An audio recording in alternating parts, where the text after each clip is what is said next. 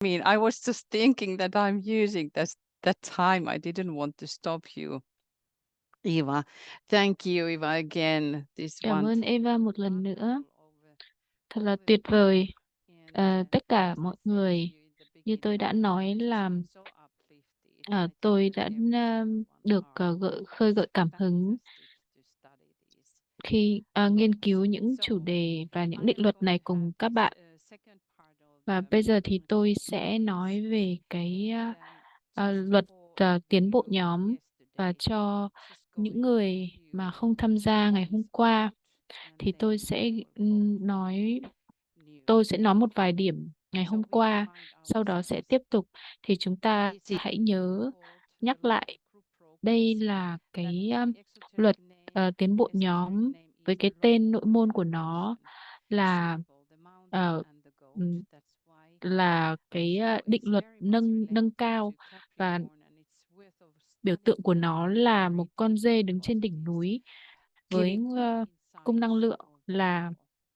năng lượng tiến lên, Uranus is và progressive cung energy, 7 and đó là the yếu tố seventh của sự day tiến hóa. factor, which is bringing of evolution, and we can make the bridge with the Capricorn, because through Capricorn comes the most strongly bởi the vì sense of ờm, time bởi vì cái cung present, market là cái cung time we are living on this có năng lượng của system. cung 7 là Let mạnh us nhất. remember about Thì that. chúng So ta hãy nhớ cái basically, when we think ờ, about về that cơ bản, law, we khi have chúng this ta contact with nhớ the về các định higher luật mind này and the Buddhi. với các This is thể first trí for us, trừu tượng and và then cõi bồ comes đề, this và rồi sẽ principles were đến in the beginning, which đến cái cõi explained the Atma. higher mind. Nhưng mà đầu tiên thì chúng ta phải làm việc với cả Remember thượng this trí và bồ đề, và cũng nhớ correspondence là is the cái tương vibrational ứng ở đây, đấy correspondence, là cái and rung động tương ứng của nó correspondences with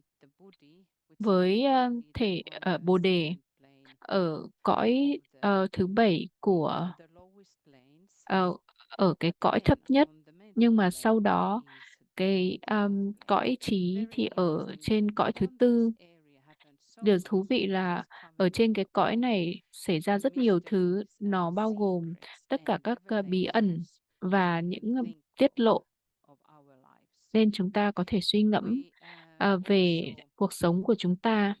think about this the second plane Và of chúng the ta cũng suy mental ngẫm plane, về ờ, which is cái corresponds to cõi thứ the hai của group. cõi And this trí. is very Đây interesting. What chính I là cái rung động của didn't nhóm. say yesterday, and this Như should ngày be hôm qua studied. So tôi it's đã nói like là chúng ta phải this nghiên cứu thêm về the response for the group cái vibration is actually đáp ứng the với rung động của effect of nhóm, that is on the second với plane of the ảnh mental hưởng của plane. nó So là it is not cõi 7 của evolving cõi below, trí it tuệ. is reflected Trên thế nào thì out dưới into the thế, bởi seventh vì plane. tức là So nó phản just ánh cái cõi remember chân that this thần. is the Thì effect of chúng the ta hãy nghiên second cứu thêm and về should be theo cái studied. hướng này. Looking upon the Và etheric ở lotus trên is hoa sen chân ngã something that the thì love tears or the chúng love ta thấy petals, they có các are cái the ones lớp through cánh which hoa this của lớp law cánh hoa tình uh, thương, is pouring through. nó đang But tuôn if you đổ want to go qua. deeper, Và because I nếu bạn cannot muốn đi sâu now hơn because of vào, Francis's wonderful tôi không muốn nói presentation, thêm we về cái này study bởi vì là it. But thầy also Francis đã nói remember rất that kỹ về cái này. this Nhưng is the mà hãy primary nhớ đây là effect, cái ảnh hưởng cơ the bản đầu primary tiên inflow. But then ờ, the đi secondary vào bên trong. inflow is touching Và the cái dòng chảy petals thứ of hai the đó love là tears. các And that cánh is hoa tình related to the thương của law các of lớp hoa khác. magnetic impulse. Và So đó chính là cái quy luật của have that lực đẩy in từ your tính, consideration. xung động từ Now tính. something what I Và just wanted to take because of the đây là một egoic số lotus. điều nói về hoa Egoic sen lotus chân is ngã. like Thì cosmic hoa sen chân point ngã được xem như là cái and điểm ờ, điểm because điểm what để I said, it is tiếp the cận với cả ờ, plant kingdom. It points to the vũ trụ, cosmic tức là plant cấp độ. kingdom. There is a Và nó law liên which is quan called the law of đến progress. thế giới It is của called this thực vật, inevitable kingdom và only nó by được the gọi fact that it l- is in this và kingdom that definite ở trong cái thế objective giới thực response vật to này stimulation thì chúng ta can be thấy có các cái đáp noticed. ứng khi có những có cái sự thúc đẩy. Đây là cái cơ bản của một hiện tượng là cảm nhận được. Nó là cái hiện tượng cơ bản trong hệ mặt trời của tình thương, là hệ mặt trời của người người con của sự cần thiết hay là của ham muốn. Quy luật này làm việc để biểu lộ vào trong tâm thức của một phần của cõi giới của Deva và của các năng lượng prana.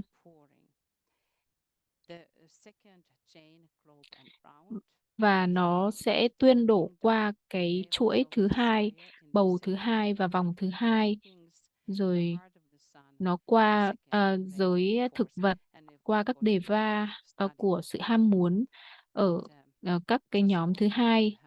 Nhưng mà các bạn có thể thấy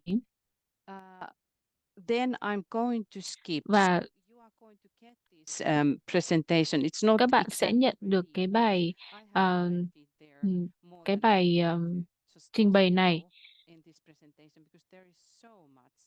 bởi vì So có let rất là us nhiều just cái hay. have Bây giờ chúng ta be hãy aware of that we will ờ, hãy thấy là also chúng ta sẽ suy ngẫm về cái nguyên tắc Christ, nguyên lý Christ nằm đằng sau cái định luật này ở trong cái tình thương tinh thần. Nó hoàn toàn tự do khỏi cảm xúc hay là cái sự ích kỷ.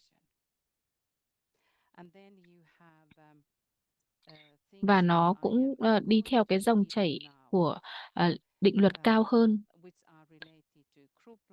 Và bây giờ liên quan đến sự sống nhóm, tức là cái nhịp độ, cái nhịp điệu hàng ngày. Chúng ta cần phải xem xét cái nhịp điệu này. Và tôi có một số những cái cho các bạn. Nhưng mà bây giờ chúng ta nói về quyền năng tinh thần hay là quyền năng thông linh, tâm linh. Nó xảy ra khi mà các yêu cầu này, tức là cái định luật này đang làm việc thông qua chúng ta. Thì thì tất cả các cái bởi vì chúng ta kiểu như là gần như là tất cả sẽ hướng tới sự phát triển của quyền năng tâm linh. Tất cả chúng ta thì sẽ trở thành gần như là sẽ trở thành siêu nhân, những người nam, siêu nhân nam và nữ. Ví dụ như cô nói các thầy cô trường mình là những ví dụ như vậy. Và nhân loại là biểu lộ của bí huyệt cổ họng hành tinh và do đó nó nằm dưới cung thứ ba thiêng liêng vĩ đại. Và hoạt động của bí huyệt cổ họng ngày nay đang tăng trưởng đều đặn nhờ vào hoạt động sáng tạo và thiên tài phát minh mang lại sự kích thích cao hơn. Và những quan niệm về thế giới của tri thức và năng lượng được đưa lên đến cổ họng nhưng không được sử dụng đầy đủ và dẫn đến tắc nghẽn. Nhưng có nhiều khó khăn liên quan đến toàn bộ bộ máy hô hấp thì đều liên quan đến tình trạng của nhóm.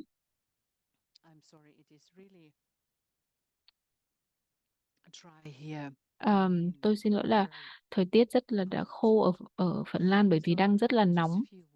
Bây giờ chúng ta sẽ nói một chút về cái luân xa cổ họng. Ngày nay chúng ta thấy là nhân loại tức là cái nhân loại là cái trung tâm luân xa cổ họng của hành tinh, và sự tập trung năng lượng đang tạo ra những ảnh hưởng nghiêm trọng đến tuyến giáp của chúng ta. Cho nên thường thì chúng ta sẽ có cái vấn đề ở đây, và những tác động này nó làm xáo trộn sự cân bằng của cơ thể và nó liên quan đến tuyến cận giáp. Và quá trình trao đổi chất của cơ thể bị rối loạn thì cũng mang lại những khó khăn. Và nhân loại đang tiến bộ rất nhanh trong quá trình phát triển đến nỗi trung tâm này sẽ cạnh tranh với cả trung tâm của Tùng Thái Dương về là trung tâm quan trọng nhất trong cơ thể con người. Và điều này thì nó liên quan đến cái khoa học của năng lượng và khoa học của hơi thở. Nhưng đây cũng nhưng mà tôi sẽ không nói sâu về cái chủ đề này, và và các bạn sẽ tôi sẽ gửi thêm cho các bạn về cái khoa học hơi thở về sau. Rồi đến cái khoa học về hơi hơi thở thì tôi sẽ nói qua, đó là khoa học về Laya Yoga, hay là khoa học về các trung tâm lực, là một trong những điều có tầm quan trọng sâu sắc và cũng là một trong những mối nguy hiểm thực sự. Đây là khoa học năng lượng và dạy phương pháp mà năng lượng có thể được kiểm soát, được định hướng và sử dụng để mở rộng ý thức, để thiết lập các mối quan hệ đúng đắn giữa con người và môi trường của anh ta, và để có thể đưa ra các cái kiểu như là huyền huyền thuật trắng. Trong quá trình trao đổi chất của cơ thể thì sẽ có những rối loạn mang lại những khó khăn.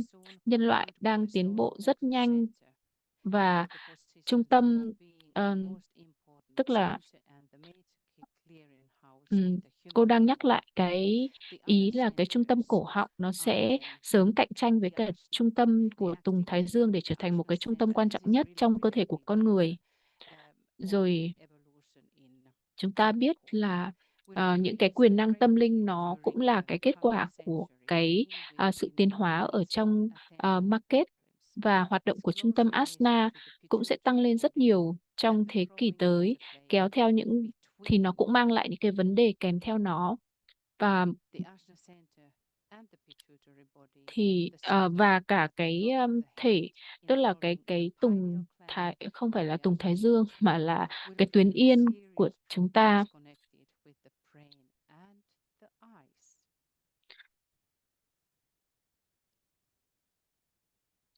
và nó cũng sẽ liên quan đến não và mắt nữa. Và rồi chúng ta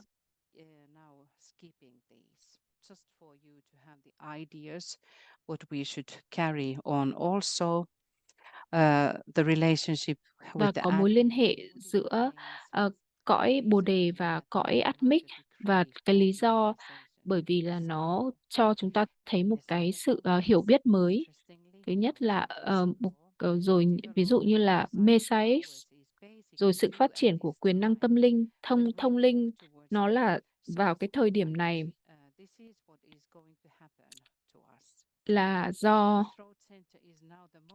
cái trung tâm cổ họng bây giờ là cái hoạt động chính và quan trọng nhất. Rồi cái giai đoạn tâm thức Aryan thì cũng có cái khả năng kết hợp cùng với cả sự nhấn mạnh trong thể trí, trong quần chúng số đông nhân loại.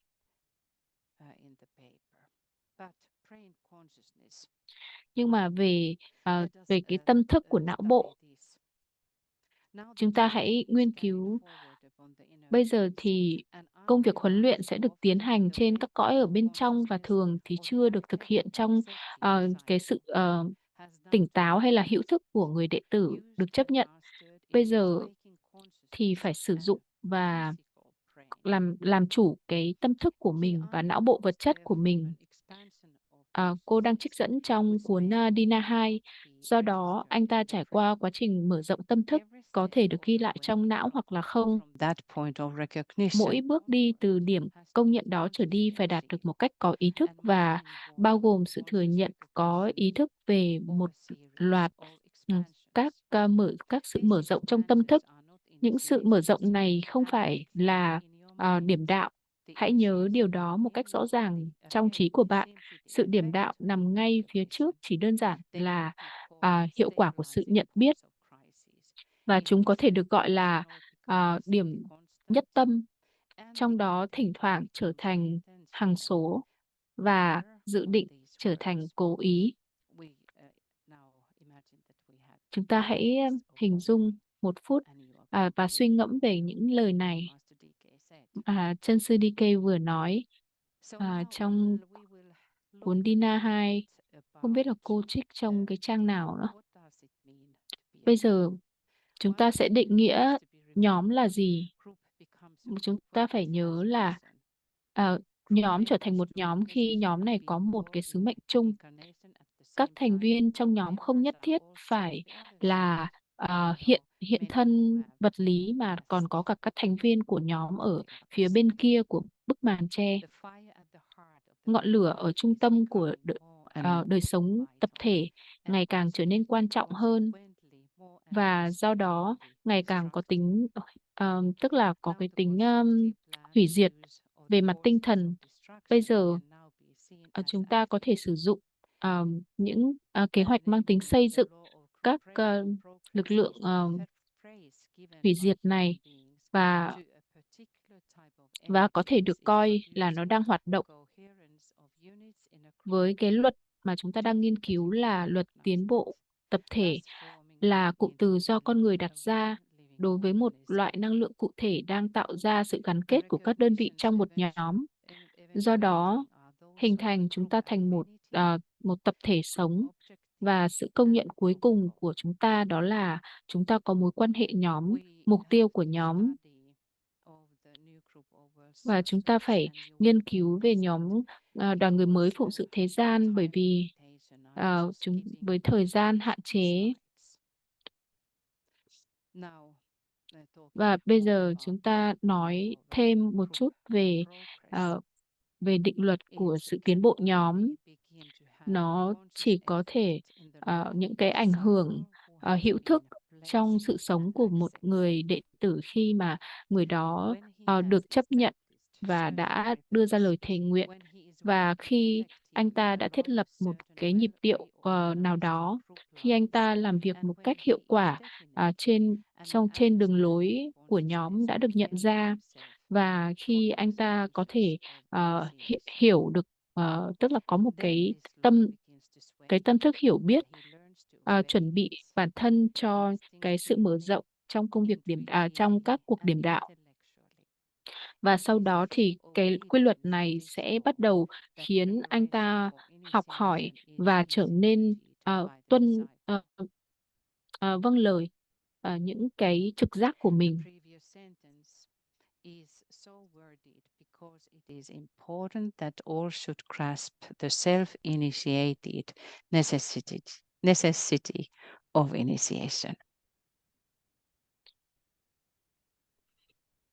The disciple, when he becomes an accepted, và người đệ tử khi trở thành một người đệ tử được chấp nhận, và thông qua cái sự công nhận của giai đoàn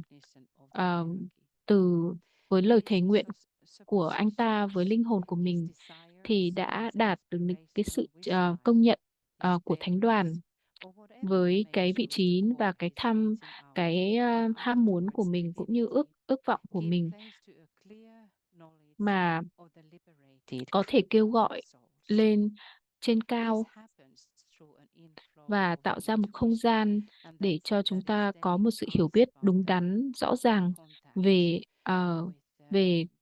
linh hồn nhóm. Và điều này chỉ xảy ra thông qua một dòng chảy của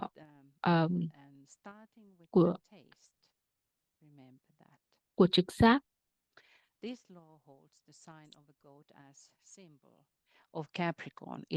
Và quy luật này nó có liên quan đến cái dấu hiệu market hay là cái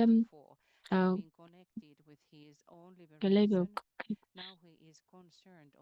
với cái kỳ công của Hercules.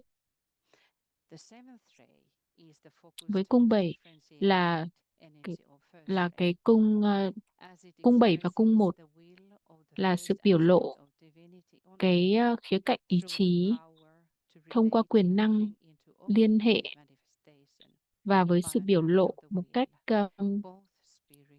khách quan cả vật chất và tinh thần.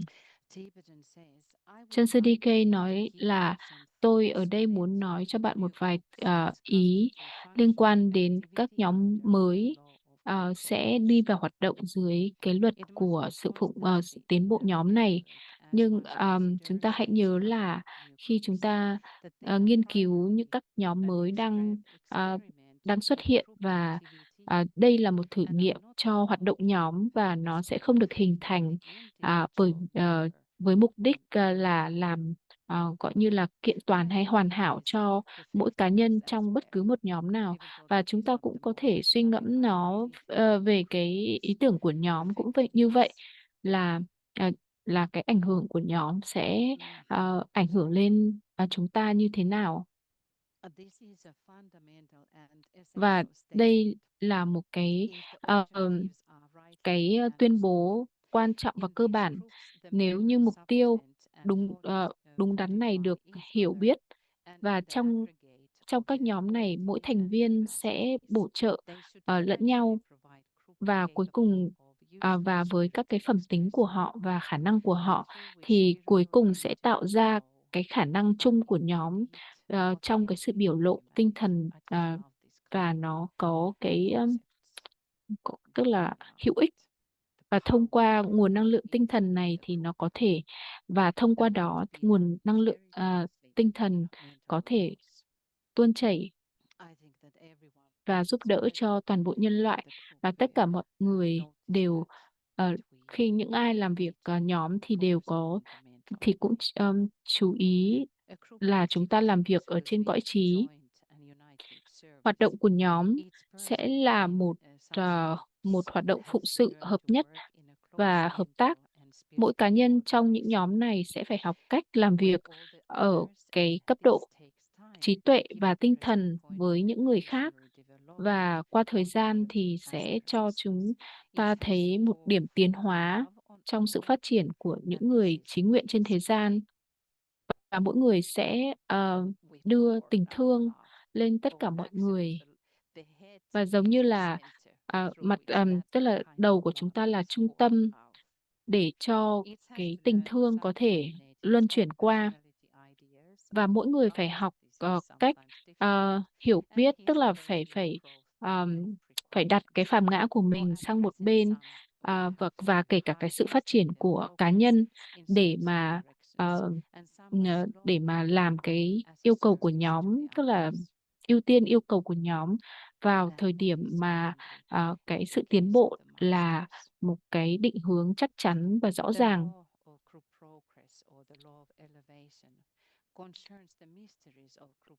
Quy luật tiến bộ nhóm hay là quy luật của sự nâng cao sẽ bao gồm các phương pháp mà ở đó công việc của sự giải phóng được phát triển.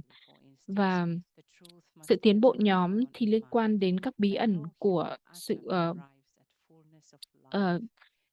sự nhận ra nhóm và mở rộng tâm thức, cũng như là mỗi đơn vị sẽ hoạt động trong một cái sự tiến bộ tổng thể của nhóm.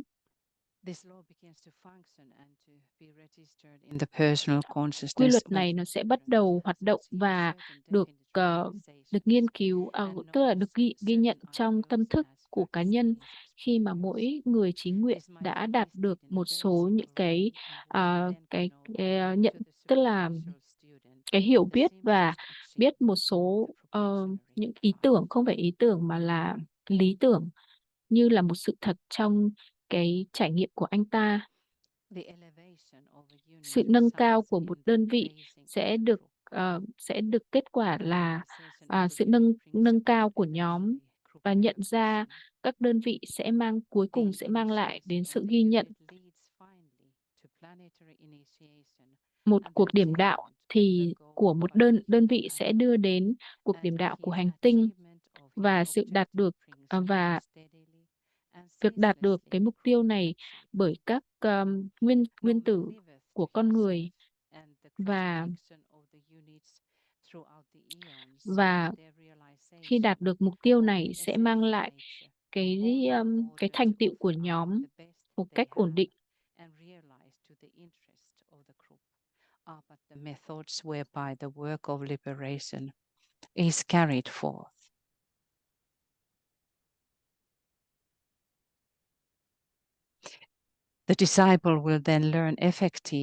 Người đệ tử sẽ phải học cách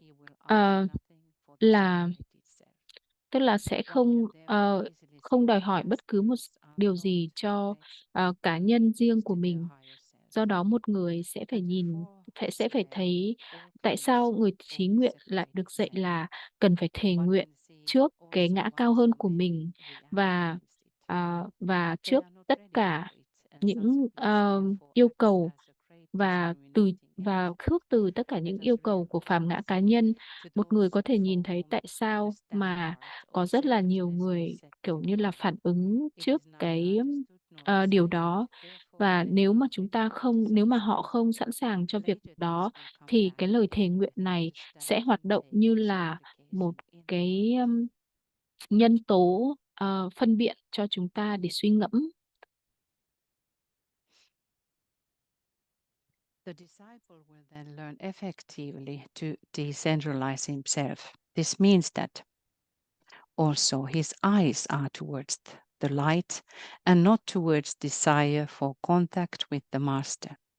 This therefore rules out Và cô nói tiếp tục là khi người đệ tử học được cách hướng đôi mắt của anh ta về ánh sáng, chứ không hướng về mong muốn tiếp xúc với cả vị thầy của mình.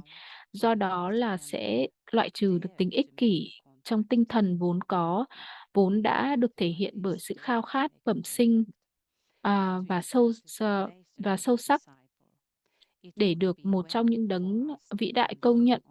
Khi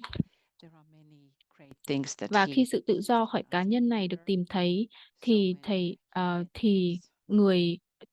vị chân sư mới dám liên lạc và thiết lập mối quan hệ với đệ tử, và sẽ tốt nhất và chúng ta suy ngẫm về điều này sâu sắc hơn, và anh ấy sẽ học cách phụng sự theo bản năng.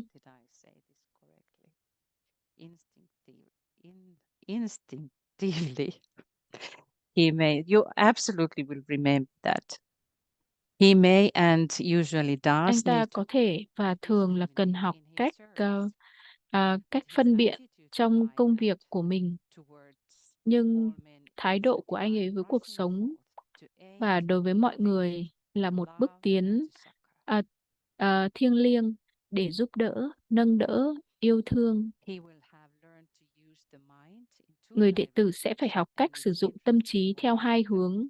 Và điều thú vị là chúng ta có market, có hai cái sừng thì là hai hướng, và ngày càng nhiều theo ý muốn và ngay lập tức, tức là theo ý chí và ngay lập tức. Người đệ tử có thể chiếu ánh sáng tìm kiếm của tâm trí vào thế giới linh hồn và nhận ra những sự thật mà đối với anh ta sẽ trở thành kiến thức, kinh nghiệm của mình. Anh ta cũng có thể ném nó vào thế giới ảo cảm và xua tan ảo cảm của cá nhân. Rất là quan trọng. Đây là công việc quan trọng của người đệ tử.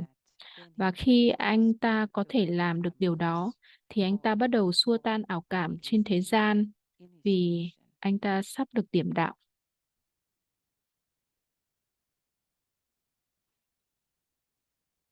It would be possible to go on có thể tiếp tục liệt kê những phát triển khác nhau mà cho thấy thánh đoàn đang quan sát một đệ tử hoặc một nhóm đệ tử.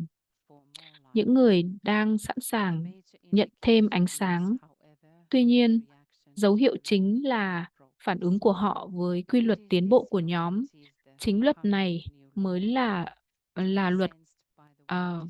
luật của sự ra mắt, được các đệ tử thế giới cảm nhận và vốn đã trở nên hiệu quả trong tiềm năng của nó.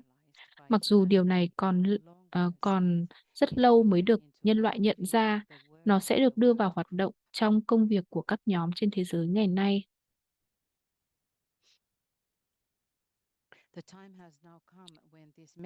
Đã đến lúc phương pháp nâng cao nòi giống này có thể bắt đầu được thử nghiệm. Những người đã bắt đầu bước vào con đường dự bị đã cố gắng nuôi dưỡng nhân loại và đã thất bại. Những người đã đi trên con đường đệ tử cũng đã thử và thất bại. Những người đã làm chủ được hoàn cảnh và ảo tưởng về cái chết, và do đó đã được sống lại, giờ đây có thể thực hiện nhiệm vụ trong trong một cái sự hình thành hợp nhất, và họ sẽ thành công. Lời đã ra, ngôi lời đã được đưa ra với yêu cầu cho hoạt động hợp nhất này và sự thôi thúc bẻ cong mọi nỗ lực để hồi sinh xác chết của nhân loại. Xác chết liên quan đến cái hệ mặt trời trước, và đó là cái chất liệu chết của cơ thể, và chỉ ở trên cõi dĩ thái mà chúng ta có sinh khí prana, có sự sống của linh hồn và đấng Thái Dương Thượng Đế. Nhưng khi chúng ta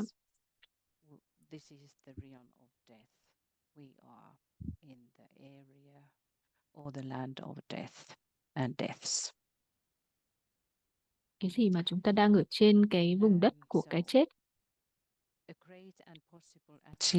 Vâng, cô đọc tiếp là một thành tựu vĩ đại và có thể đạt được của huyền giai của các chân sư hiện sắp xảy ra.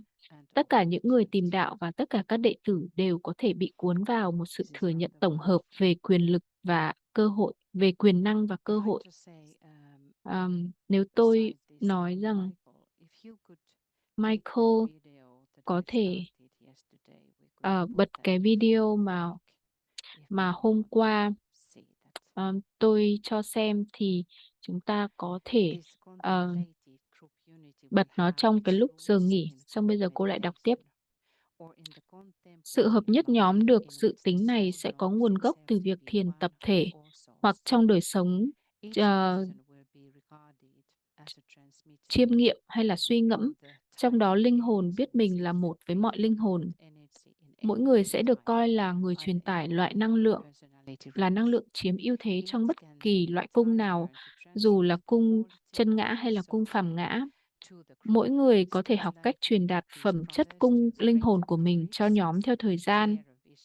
Kích thích người huynh đệ của mình có được các tính chất như là lòng can đảm lớn hơn, tầm nhìn rõ ràng hơn, động cơ trong sáng hơn và tình thương sâu sắc hơn, nhưng vẫn tránh được nguy cơ làm sống động các đặc điểm của phàm ngã của người huynh đệ mình. Đây là khó khăn lớn nhất. Để làm được điều này một cách hiệu quả và chính xác, tất cả chúng ta phải học cách coi nhau như những linh hồn chứ không phải như những phàm ngã. Điều này rất là thú vị. Mỗi người mà chúng ta gặp trong đời thì đều có một linh hồn đằng sau đó. Ở đằng sau cái mặt nạ của phàm ngã đó là linh hồn. Do đó, chúng ta có cái mục tiêu sau đây cho công việc nhóm trong kỷ nguyên mới, và sẽ tạo ra cái sự mở đầu vào thời điểm này. Và các mục tiêu sau này và bí truyền hơn sẽ xuất hiện khi đạt được các mục tiêu trước đó. Đó là sự hợp nhất nhóm, sự thiền tập thể và hoạt động nhóm. Và chúng ta có nhiều hơn, có rất là nhiều thứ để chúng ta có thể thảo luận về cái định luật này. Và chân sư DK and somehow all of these laws, as we have been now hearing, they overlap. Và tất cả các quy luật này nó thường như là dường như là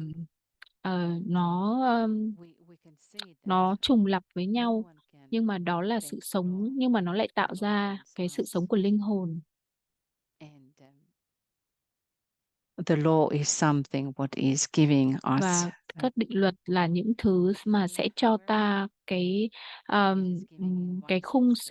khung cơ bản mà thì trước khi chúng ta có thể vượt qua cái vòng giới hạn,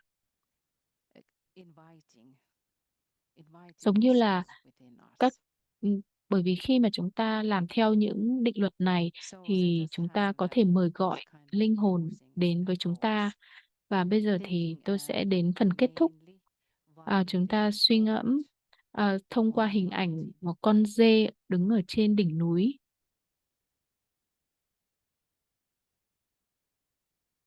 Just do one thing here. Ready. From the plains and valleys of human Từ experience. đồng bằng và thung lũng trải nghiệm của nhân loại, các đệ tử sẽ hướng lên đỉnh núi qua các điểm đạo thứ nhất, thứ hai và thứ ba. Họ đạt được điều này không chỉ thông qua nỗ lực của chính họ và liên quan đến bản thân họ, mà còn thông qua những hành động phụng sự cho nhân loại, bởi vì họ là người phụng sự cho các giống dân. Và bây giờ từ trên đỉnh núi họ đi xuống đồng bằng, và họ giúp đỡ những người huynh đệ đang cần đến mình. Họ quay lưng lại với vẻ đẹp của đỉnh cao và đi vào bóng tối và xung đột của các thung lũng bên dưới. Hành động này được tóm tắt trong bài phát biểu quan trọng người đệ tử của cung Market. Tôi lạc lối trong ánh sáng siêu nhiên, nhưng tôi quay lưng lại với ánh sáng đó. Market mang đến ánh sáng điểm đạo. Đây là ánh sáng soi đường trên đỉnh núi và tạo ra sự biến dung, do đó làm lộ ra mặt trời đang lên. Market chi phối cuộc điểm đạo biến dung lần thứ 3, mà trong đó linh hồn sẽ bộc lộ vẻ đẹp, sự thật và lòng tốt bên trong người đệ tử. Nó sẽ vượt qua những giới hạn của phàm ngã của người đệ tử, và đệ tử thể hiện ánh sáng, trí tuệ và quyền năng của một trạng thái ý thức cao hơn. Đối với Market là dấu hiệu khởi đầu nổi bật, và đây là dấu hiệu của thần mặt trời theo huyền thoại và truyền thuyết. Bởi vì thần mặt trời tiết lộ một khía cạnh của linh hồn, dù là tình thương, ánh sáng hay ý chí. Đệ tử được biến hình cũng vậy, nhưng ở quy mô nhỏ hơn.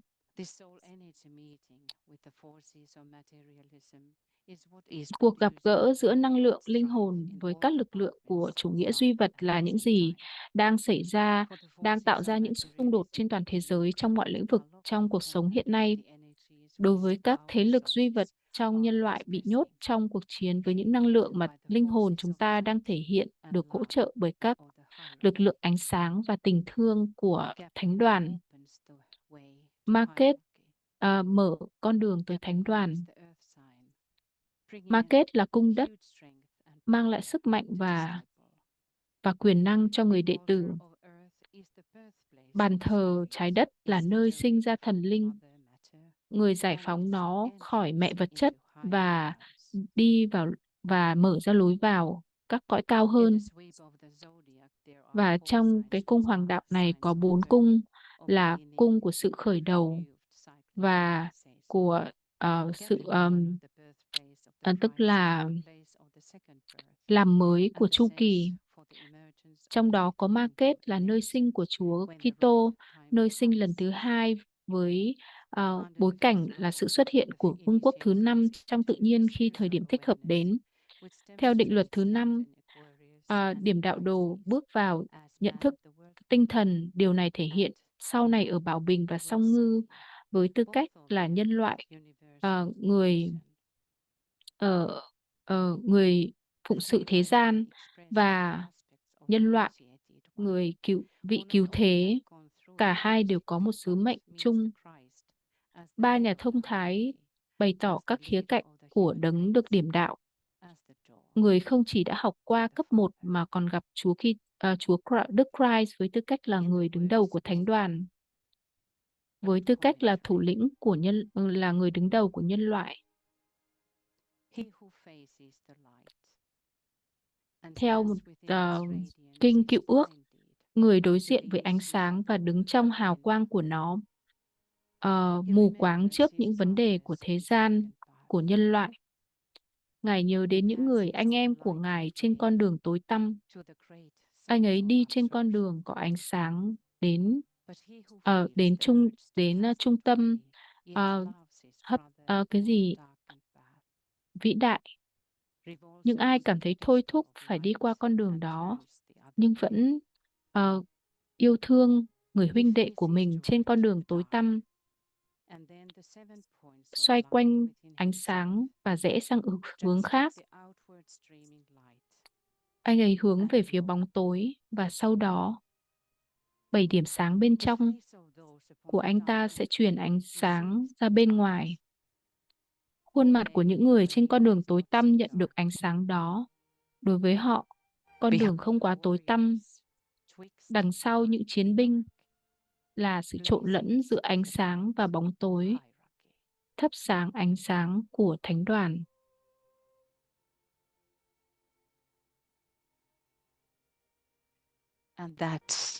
Và đó là bí ẩn của ngọn núi và con dê.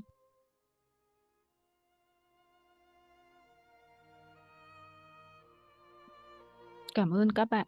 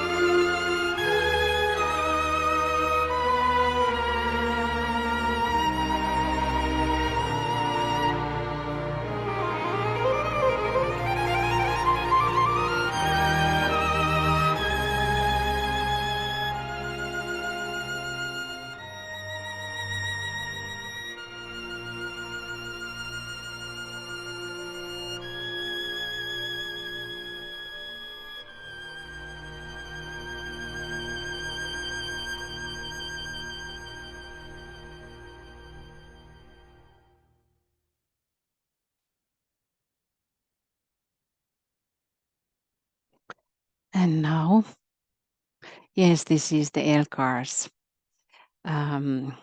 Nimrod. And now we will have a break, but if someone of you wants to look that video of the goat, Chúng ta sẽ đến chương nghỉ. Bất cứ ai mà muốn xem cái video con dê ở trên núi hôm qua thì các bạn có thể nán lại để xem. Cảm ơn các bạn và hẹn gặp lại.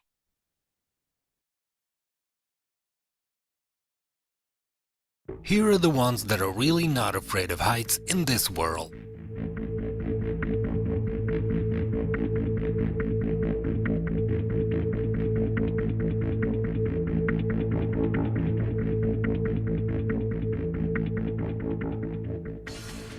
It seems that the laws of gravity are not written for them.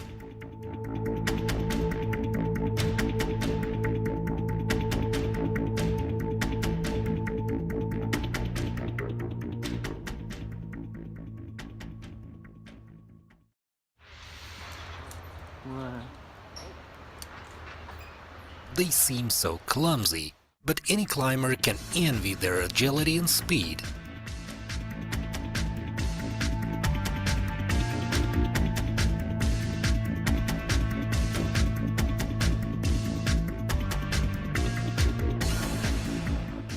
These are mountain goats.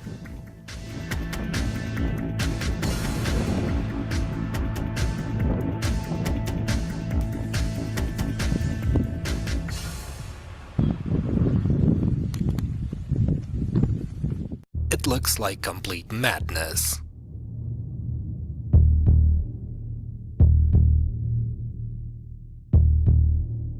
How do they stay there? Do they have glue on their hooves?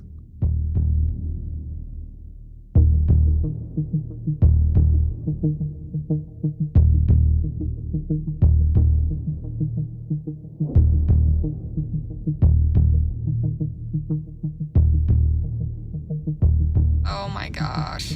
No way. The phrase mountain goats at first does not even fit in the head. After all, most of us are used to seeing goats grazing in the meadows.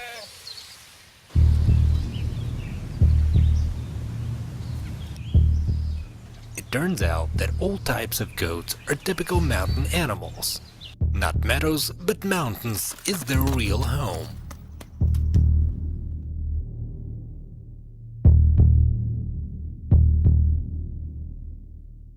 Being in the wild, they climb sheer cliffs of unimaginable height.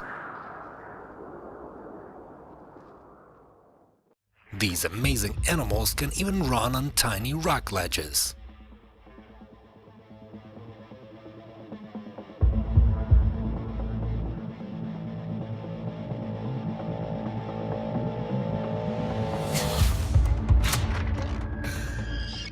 They jump over long rocky crevices.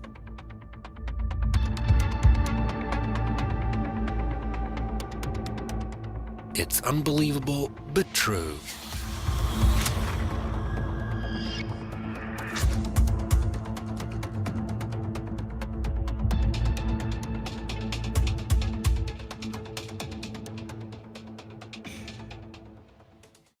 This is what the hooves of mountain goats look like. On the sole of the hoof, there's a soft pad which seems to stick to the surface of the stone, taking its shape. Experts say these pads hold their climbing secret. These adrenaline junkies live on steep slopes for a reason.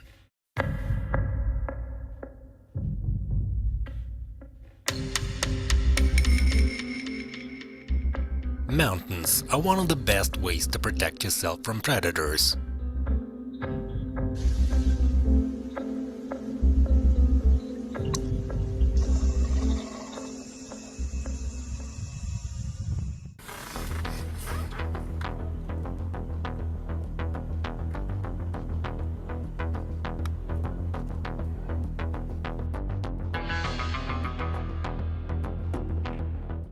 Of course, there is no complete protection in the mountains, as elsewhere. The eagles keep taking away the goats.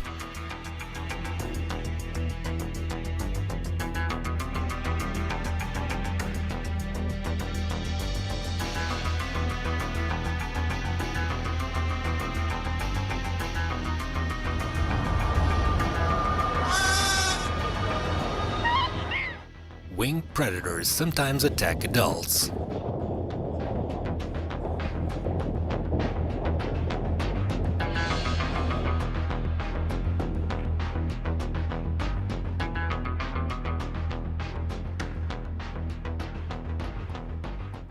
In addition, various delicacies grow high in the mountains. But for special goodies, they're even ready to conquer dams. Mountain goats are very fond of salt.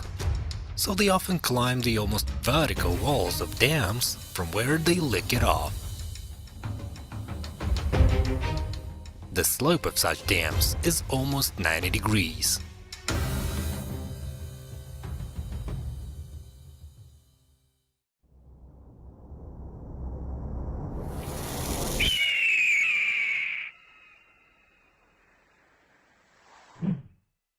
Domesticated goats also have the skills that their wild relatives have.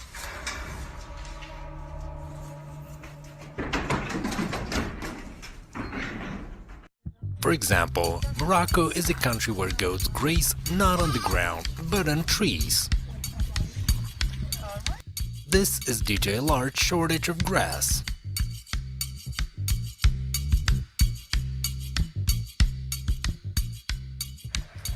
The goats climb the trees growing here, where they eat the leaves and fruits.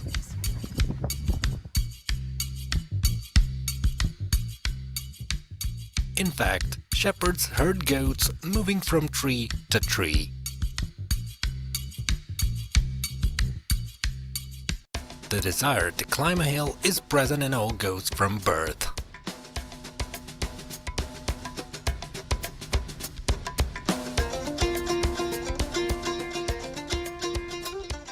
Some people unknowingly leave cars near the goats.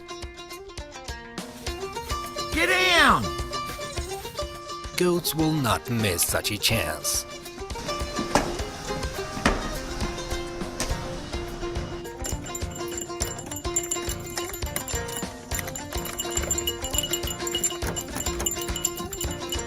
And here are the goats on the roofs.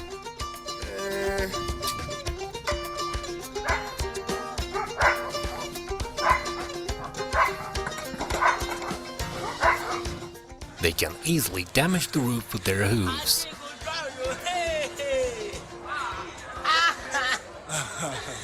However, goats love to climb anything. Love for heights is in their blood.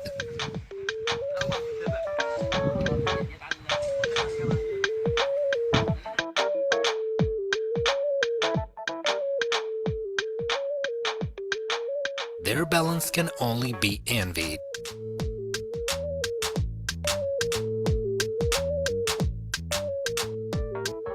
They even jump on other animals.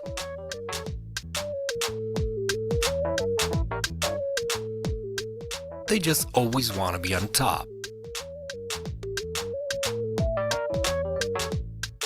Well, there, on top, you can get some yummy.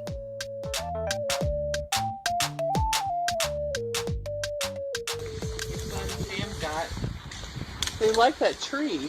He does. He can. Well, dear viewers, this is where we end our video. We wish everyone to ascend to the height of your goals as quickly as the goats do.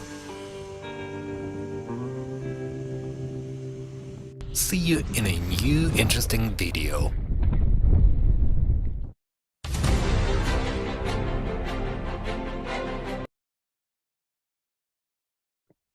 Thank you all. Now we have a break, and as Michael was saying, we come 5 minutes to 6 p.m. No, what time we are coming back? 6 p.m. GMT, right? 5 minutes to 6 p.m. 5:55, right? Is it not so, Michael? Yes, 5:55. Okay, good. Have a good break.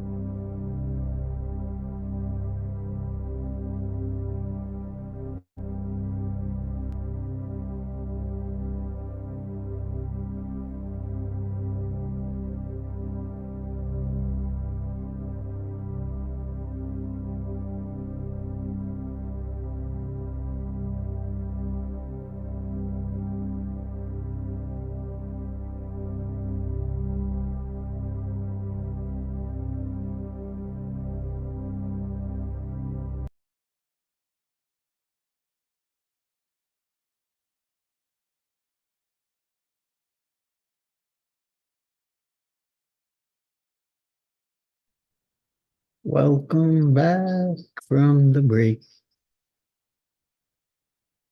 to the breakout rooms.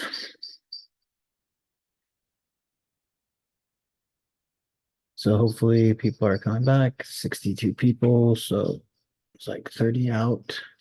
We'll just catch them when they come back. It's the same as yesterday. I'll open the rooms and you can choose your rooms, or you can tell me what room you want to be in. Room 1 will be Eva Smith and Jocelyn Traub. Number 2 will be Francis Donald and Antonella. Number 3 will be BL and Walter Coleman. So with that, I'm just going to start the rooms.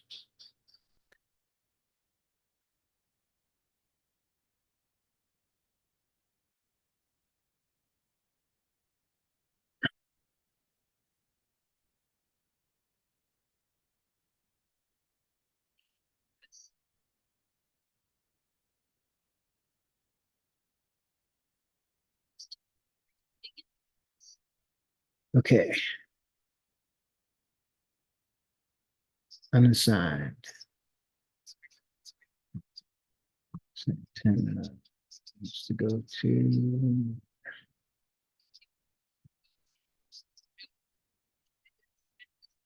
PK room 4, which I'm gonna assume you mean room 3.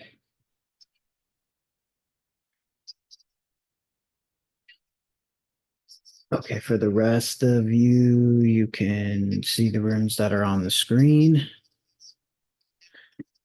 And those rooms, if you're not in a room and you want to be moved to one, you can just let me know. And I'll move you into that room.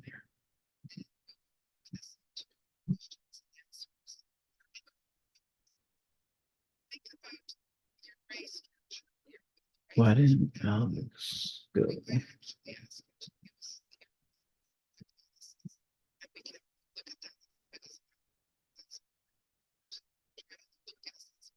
Antonella, let me make you host.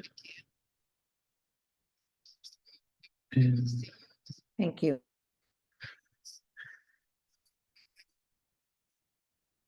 okay, room 2 for Robert Borrell. For the rest of you in here, please let me know what room you would like to go into based on the rooms you see on the screen. You can unmute yourself and tell me, or you can write there in the chat what room.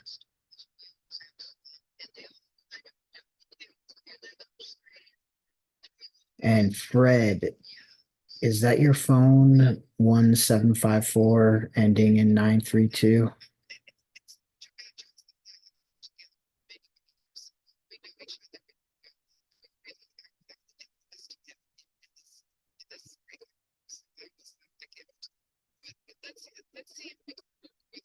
Okay, the breakout rooms are on right now, so I don't want any of you to miss anything.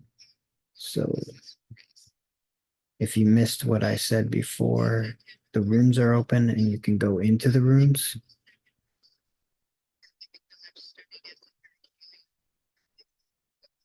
And you will then be able to talk up your raise and solve all of your problems.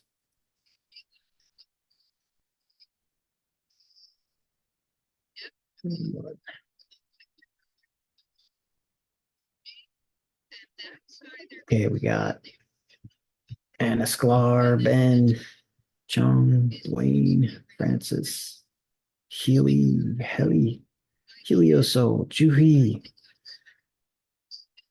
Joanna, Lefteris, Marianne, Martha, Miri, Nathaniel, Nguyen, Tuan, Vivian, Rose.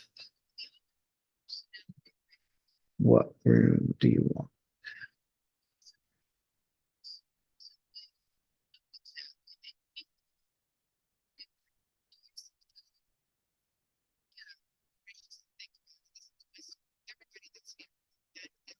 go ahead and let me know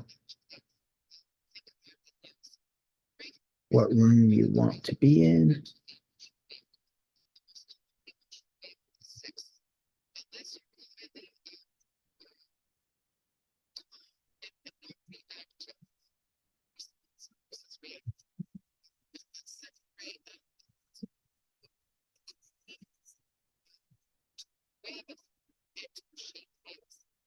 Room 3, Marion.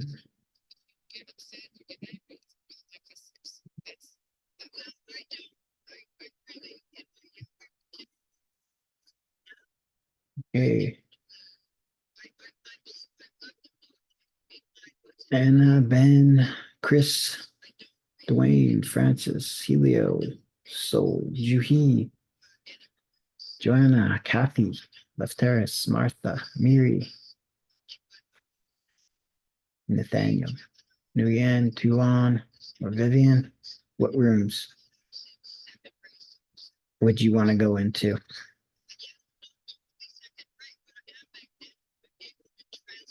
I don't want you to miss anything. So what we're in right now is breakout rooms. So let me just now say, I'm going to assign you rooms. If you don't want the rooms that you're going into, you can click leave room and come back.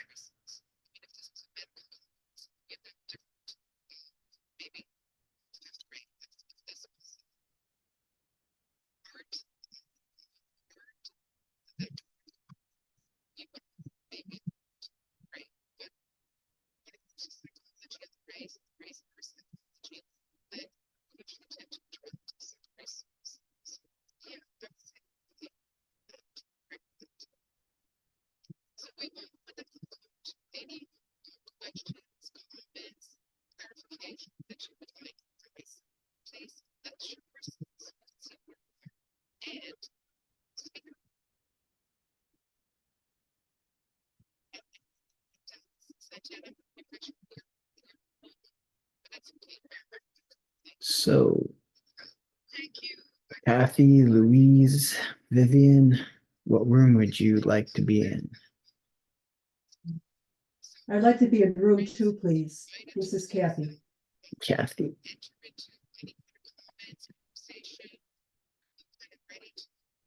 Louise, Vivian, Ben, Anna. Mikhail, Yes. I put in the chat, but you probably haven't got it. Either 1 or 2, I'd be happy anywhere, really. Thank you. Okay. Sorry, I missed that.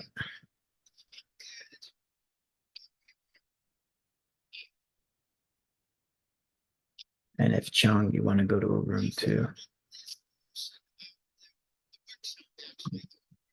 Yeah, where did that check? Yeah. Anna, Ben, Louise, Jan doesn't have her mic, so she can't hear me. Okay. I put in the chat that this is Louise, that I wanted to go to room 1. I don't know if you got it or not. That's weird. Like, Do you see it? yeah, now I saw it. Okay. Here we go. Thanks.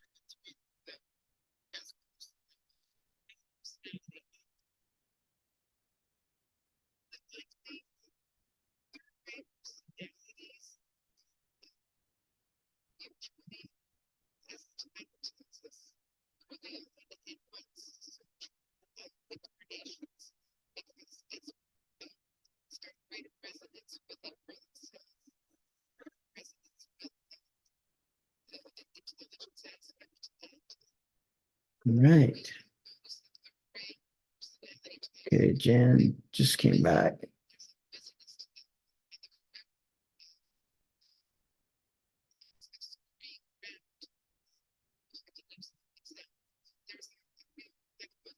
And Jeannie, do you have a preference for a breakout room? The rooms are on the screen.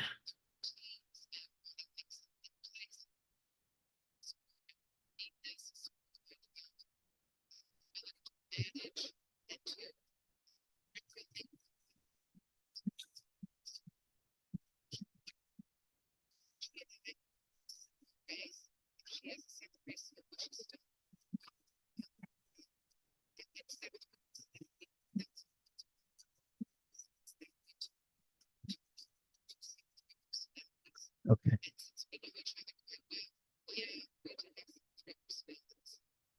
Where did I put you?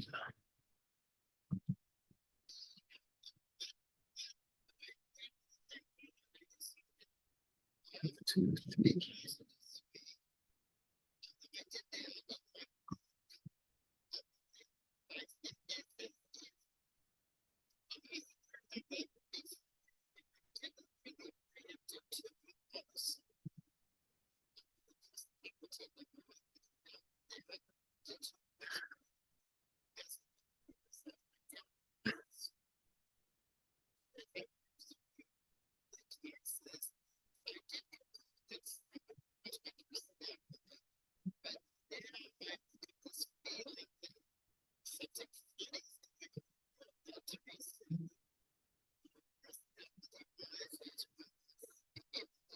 Let me see if I can do it while you're in there.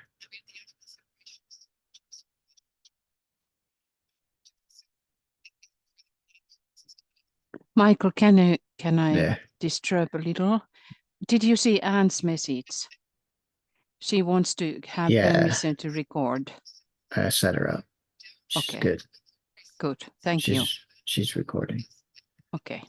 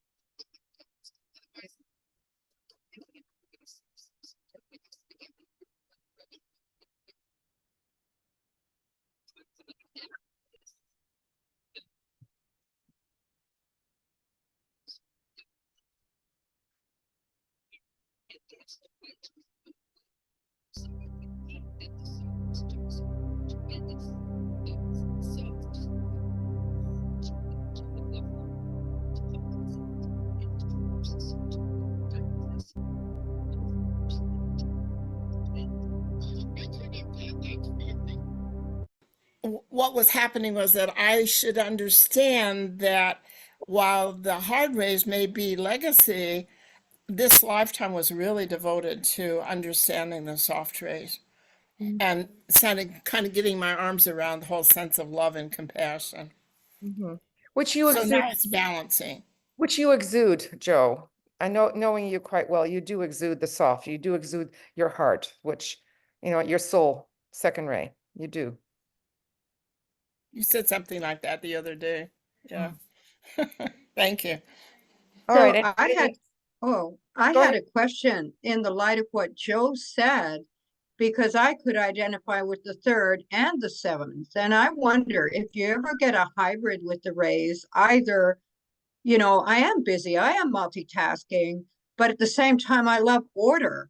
And I'm always looking for the right routine. So can you be in transit from one ray to another, or basically be a hybrid of attributes of 2 different rays? Well, one of the things I didn't hear you You see say. what I'm saying? Yeah. One of the things I didn't hear you say is, what is the ray on your physical body? 7th, I believe, because of rhythm and dance and that kind of thing. So why I ask that is sometimes a 7th ray body means a 7th ray brain, right? And therefore that can influence the 7th ray in you, so that you like the physical plane to be a certain kind of order. It doesn't necessarily mean that you have 7th ray as a personality. It could be just coming from the physical plane, wanting the physical plane and wanting your body to respond to certain regulations. So having a rhythm within your body as well. Right. Okay. Okay. Well, I see Tuija's hand up. Tuija, the floor is yours. Oh, I'm just checking, is it holding my microphone? But it does. Yeah, this is very interesting question, what was raised up here by Santana. One thing what I tried today to do in the meditation, but the mic didn't work, was that we have not been talking about one very important thing, is that ray that we were born with when we were individualized. So it means that we have had upon those rays of attributes, 4th, 5th, 6th, or 7th for millions of years. Correct. And it absolutely has so manifested in us that it is there like the tone that, for instance, I have been certainly on the 7th ray, and that is bringing the quality from there, moving to the 1st ray.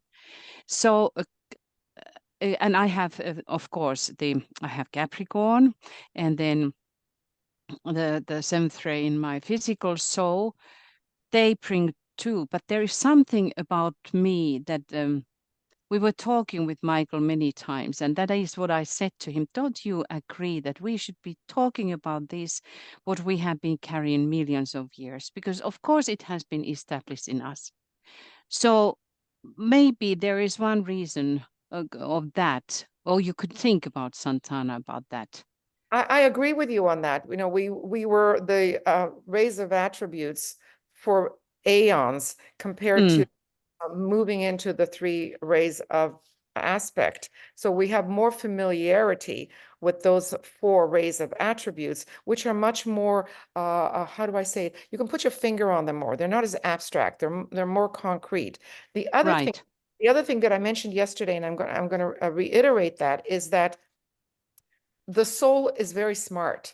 The soul doesn't want to waste anything. So if it introduces us into a ray, it doesn't want to discard it at the next incarnation. So it might want to move that ray around to a different part of the anatomy, the different part of the body. So if you have, let's say, for the very first time, a 7th ray body, why would the soul want to discard that? So in the next incarnation, it might be a 7th ray personality. So it gets moved around so that you get to know that ray quite well on many different vehicles. So that's another consideration, you know. If for our physical form, most of the choices are 7 and 3. That sometimes it's a 1. So, you know, whatever the physical is also the physical is the brain. So if you have a 3rd ray, for those of you who think you have a 3rd ray body, you have a 3rd ray mind, or not mind, brain, sorry. And therefore that'll influence the way thoughts are created and the way you speak. Like I tend to speak a little quickly, and that's because I have a 3rd ray brain, you know. I don't have really, and I have influences from my Libra, my Capricorn, my Cancer. I have 3rd ray influence there as well, yet it's not the major rays within my constitution. Make sense? Absolutely.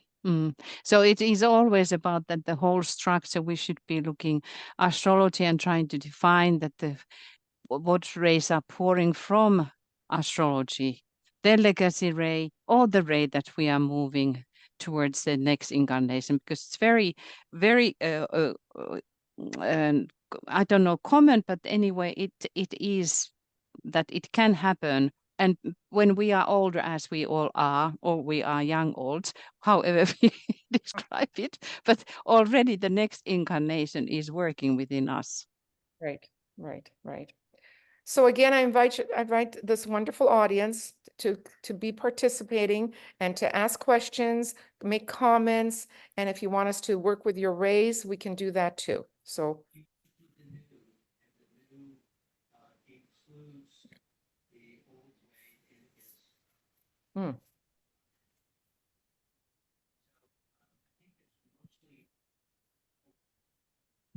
Martine Dupont.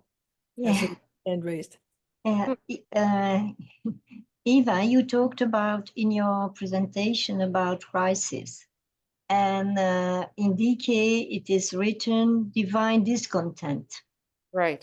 And, yes, it can seem a bit odd that it's divine next to discontent, and so I would maybe that you elaborate or Jocelyn on a divine discontent. Right, because that's a paradox of words, isn't it? The two together, they almost don't work. But if you have discontent, that means it's not something that necessarily makes you happy, or that makes you pleased, but it's a form of being neutral. Divine discontent is one way of being neutral. So it's not that it's pulling you to be happy or it's pulling you to be sad, but it's something that comes from higher up. So, you know, it just is. Life just is, without it needing to be a positive or negative. There's a neutrality to it. It's the way I interpret it. I'm sure that there are other ways of looking at that. Well, it's also the urge, the innate urge towards betterment. So as we seek to ameliorate, as we seek to evolve spiritually, then whatever is the current state is a source of discontent, because we know the higher destination that we have to aim for. So this is an urge that allows us to progress and to use our will to improve how we live in the world as personalities, and then towards soul infusion. I like that take. That's very, very good, Joss. Yeah. Okay. Any other thoughts or questions, or work? Do you want us to work with? We have a question. Star. Yes. Hi. Sorry, I'm in my pajamas here. I just thought that was very well said about the discontent, because we can have divine discontent as we examine everything in our lives, and use that to choose how we want to change or evolve. And there can be multiple paths, and there's our free will choice. And sometimes our free will choice isn't our free will choice, because we see that our higher self is giving us intuition and messages that that's what choice we need to make. And then we have to understand, why is it that choice? And so sometimes we then only through this opportunity can understand that we are learning unconditional love, because we don't know what unconditional love is until we are in a situation. Because the old mind will want to see that situation in a social structure, a past structure, a habit and a karmic structure. And then to break through that, we have to see past that mindset and find the new way and examine with yourself, which becomes a battle, you know, which is seeing that love is not transactional. And love is actually unconditional. And it's quite hard, you know, when we realize what we need to do is what Jesus did. Unconditional love, forgive 77 times 7. And that's the challenge. Yeah. Thank you very much for this. This was profound. Thank you. One aspect that I could add is that this morning, Eva talked about crisis. And there are external events in our life that create a crisis. But this divine discontent creates internal crises. And this is, again, the stimulus, the impulse to move to a higher state of being. I would equate that almost with the stage of dissatisfaction. You know, you become dissatisfied with the ongoing part of your life, which forces you to, you know, seek to make changes. And that's what I would think divine discontent, as you're explaining it, might also represent.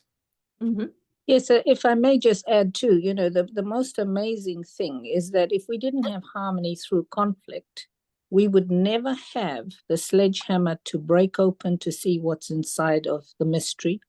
We wouldn't have any reason to shift consciousness from one place to another place. Because when we get too divinely content, we don't want to move anywhere. Right. We always say if it's too easy, we don't grow. Even in astrology, when we look at a trine, which is all three, a grand trine, let's say, all three points create what is called an easy flow of energy. There's no reason to change that. There's no reason to. It's only when there's hardship, when there are crosses or squares, things like that, that it's a forcing process, because you are discontent with that relationship. It forces you to move and to grow. Yeah.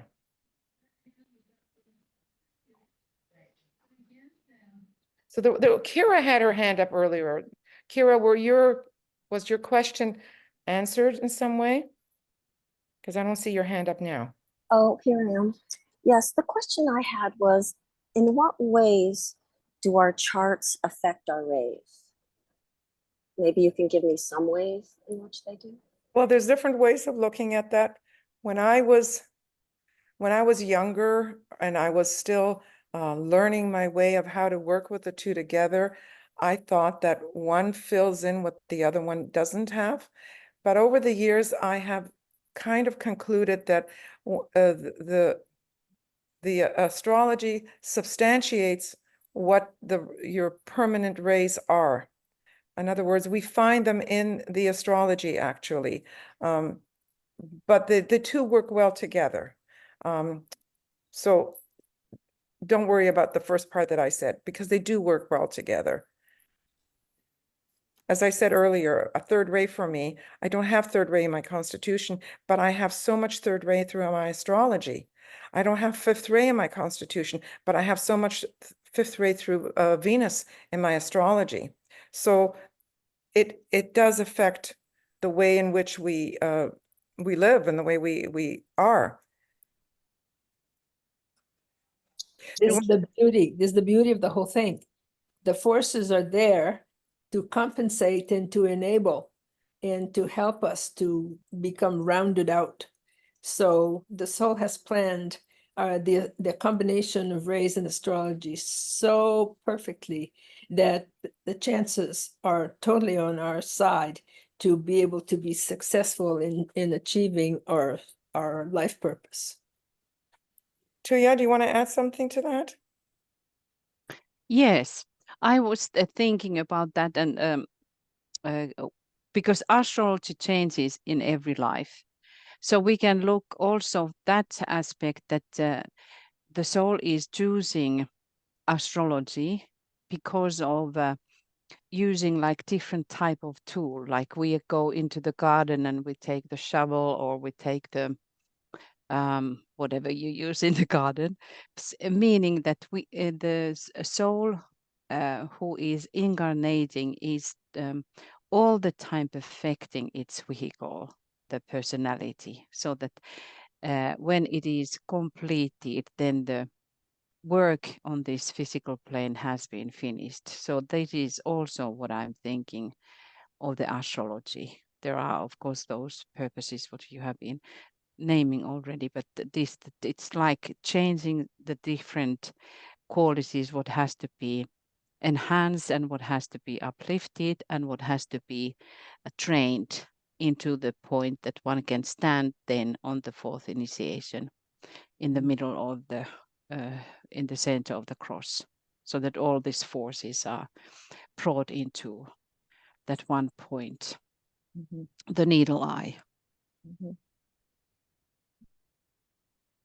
Okay. Can I say, I think that was a very interesting thought, that we have the rays, and then, like she said, through the astrology, the planets and all these influences, they may complement, which we don't work with on ray level. That's right. That was just a new thought for me. It's beautiful, and I thought that is very valuable, actually, to think about deeper. That's what makeup do I have in the race, and what complements are there in the astrology, to find what is not primarily expressed through the rays. Correct. Now that was just a thought about. Before we ask Vivian, who has her hands up, what is your ray structure as you understand it now? Mine. I'm not. I know I'm a second-rate soul, but I'm not so sure. I'm not so sure. Okay. All right. I'll work on that. Yeah. So Vivian, please go ahead. Oh, sorry, all my buttons. I'm trying to find them. What I'm thinking, I loved what Tuija said just now about bringing everything together. I would say at the end of our lives, I think many of us are, well, in the last third of our lives, probably even less, last quarter maybe, and thinking that all the work done through the lifetime with our rays and astrology charts brings us to a point where we come to learn that the most important thing is what finding that unconditional love in the heart. And I love the way that Jocelyn, I think your name is, spoke about the solar angel. And to me, the teaching that I absolutely love and wish to understand more is how one can recognize the solar angel in one's life. So it's not just Venus, it's not just the planets, it's more than that. It's this depth of being. And I would say that that is what we need to do before we leave this life. And how do we leave this life? With that wisdom, knowledge, love. Mm-hmm. Mm-hmm. That was beautifully said. Thank you. Mm-hmm.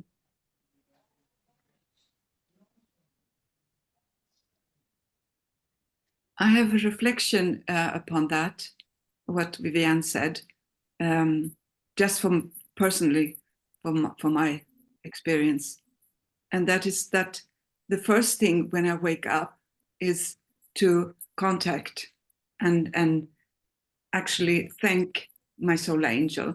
And I have felt through time, it is for me felt like a pathway that I'm building and have built. And in the beginning, I didn't feel or sense anything, but now it's so clear that it's an instant rush of woof with a contact with this. And then I know we have other angels and so on, and I thank them and go on in many ways. I have a lot of people to give thanks to, but that's very fascinating because it gets so tangible. It's not any fuzzy any longer. It's like, yeah, there's something there, and I have no clue, and I will meet it someday. But this gets very, and I'm a Virgo, so I'm I'm an earth sign, so I want it sturdy and tangible. So it's just beautiful, and I'm just grateful. So I just wanted to share that. Thank you. That was beautiful. That just reminds me that what you focus on grows. And if you focus on making that contact, it'll grow, it'll happen. Mm-hmm. Something Master DK said about contact with the solar angel in conjunction with the guardian angel. So if I understand the teaching properly, the guardian angel is the extension of the solar angel, and it is the part of the solar angel to which we can relate the most strongly. So this presence is close to us through the guardian angel, and as we grow spiritually, then we get to contact a bigger part of the solar angel until its entirety. So there's a beneficent influence of the solar angel to come close to us via what we know as the guardian angel. Mm-hmm. Can I want to just add a little thing to what I said. I started even to sense a color that wasn't anything I sensed before. I mean, I'm working with colors and so on, but just I wasn't thinking of that to attribute it. Then I know there are different with different colors and so on, but it was just interesting that I, as an expansion of my work, so to say, it start to sense there's a color even. So if it's correct, that's another thing, but I don't elaborate around it. I just get it and then I let it be. So Is it one of the colors that is associated with your soul ray? Well, soul ray is blue, so but it's not the blue. Okay. Around. So yeah. Okay. It's a subject that is still a mystery for most of us, and we don't have answers, but it's good to hear your experience with that.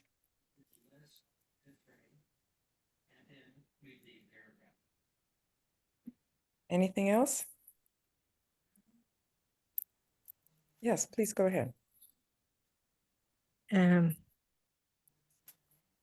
was about the solar angel and the guardian angel, because if I remember correctly, Dwagkul said that the guardian angels evolved from the bird kingdom, and that we all have one in each lifetime. And the solar angels came from the sun.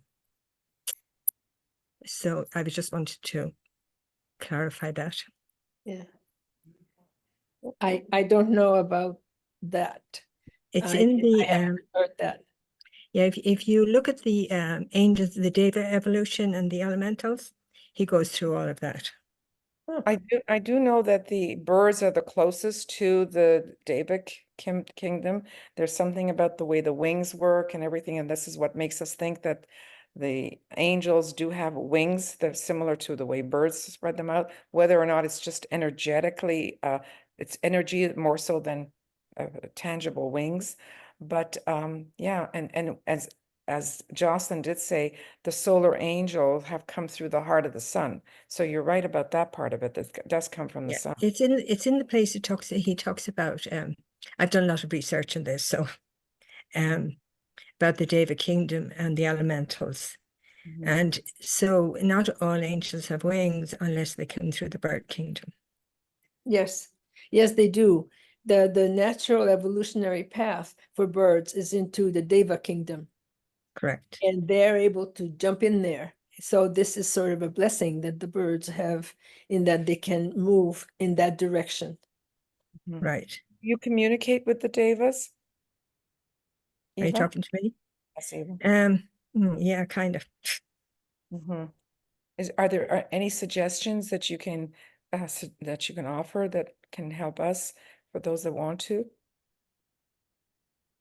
It just is the way it is. I don't know. Okay.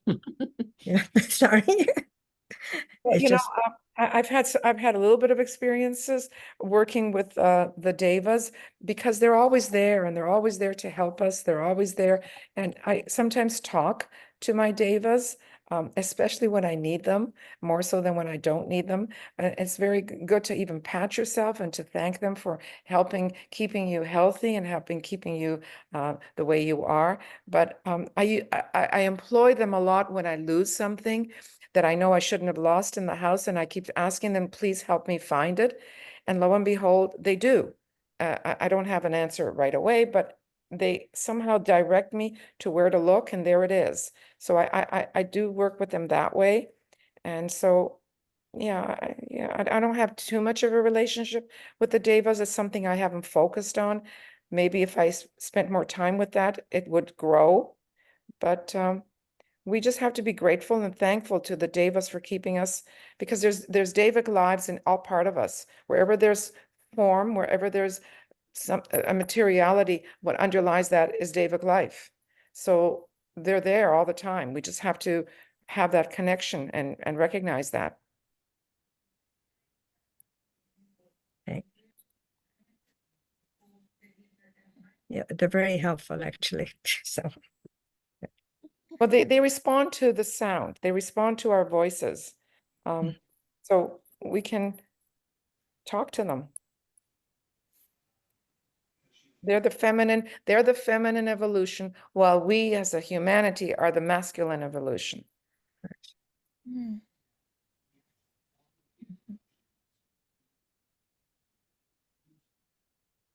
And for example, some people have a real talent to work with the elementals. The elementals are more with the lesser kingdoms, whether it's the plant kingdom or the fire or stones or the mineral kingdom.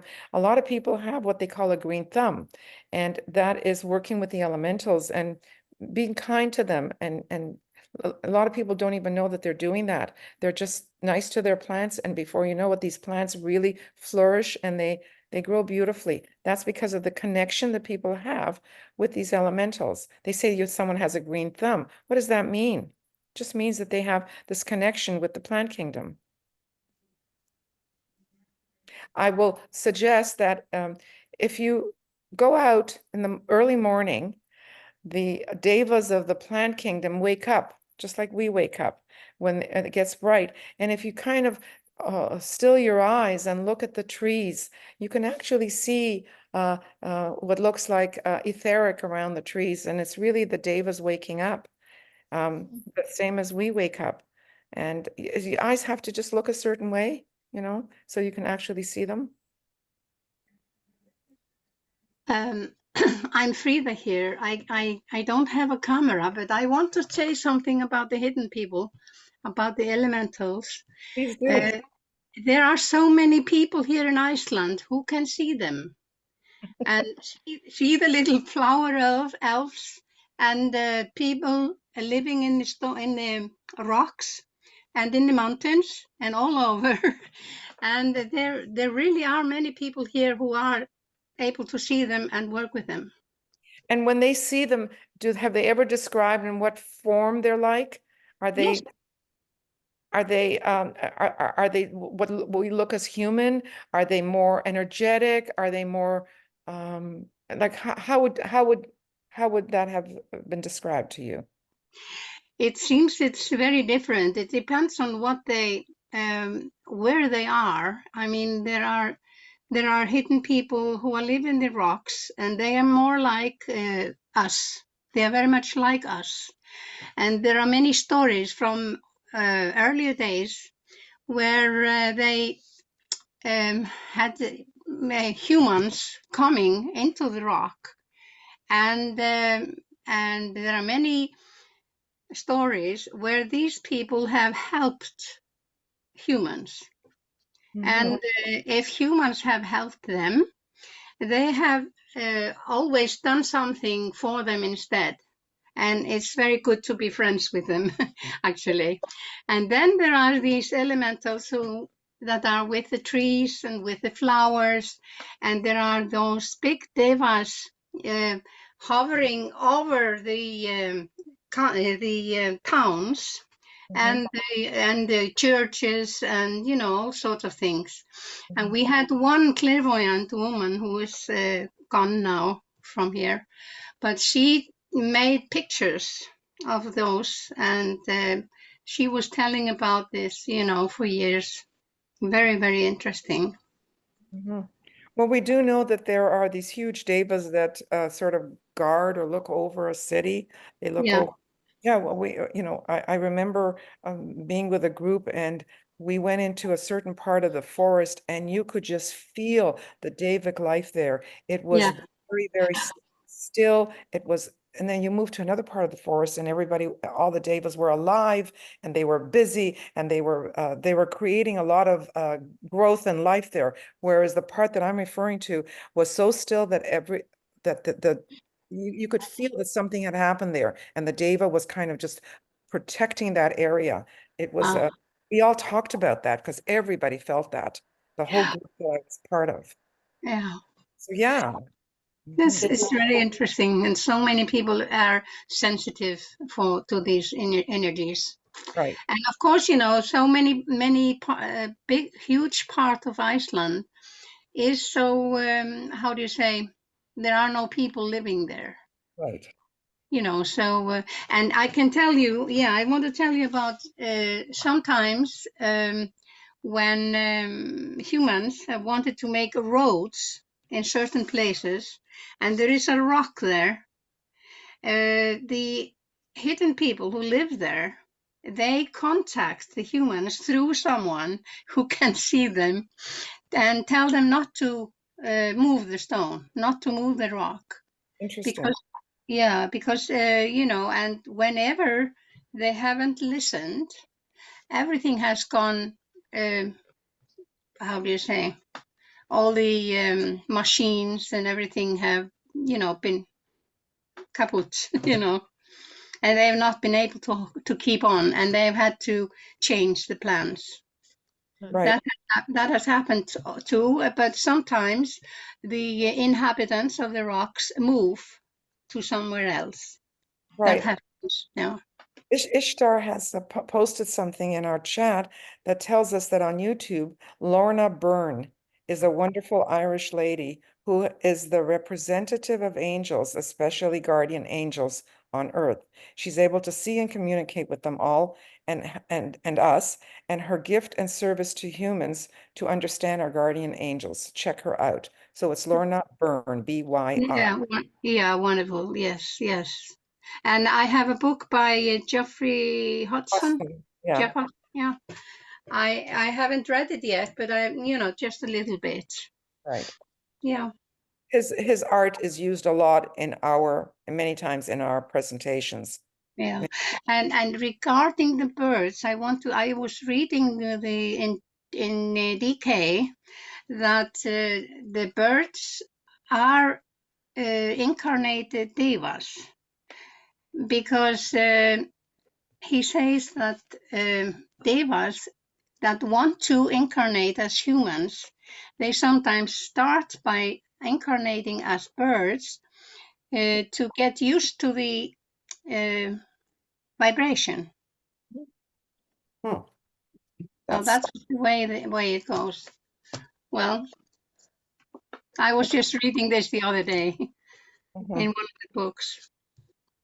Yeah, well, again, it's a mystery for a lot of us. It's a whole area that we have not delved into too much, and therefore not all that familiar with it. But thank you for all the sharings that have to do with birds and devas, because it just opens up our mind to think about them in a different way. Okay, we have a couple of hands up. So Ishtar, do you want to continue? Is there anything? Yes, I'd just like to add, like Tuija put up the planes and how the senses develop, your psychic senses, and every human being has it, and you do need to still develop it so that you can move it up to the higher psychic experience.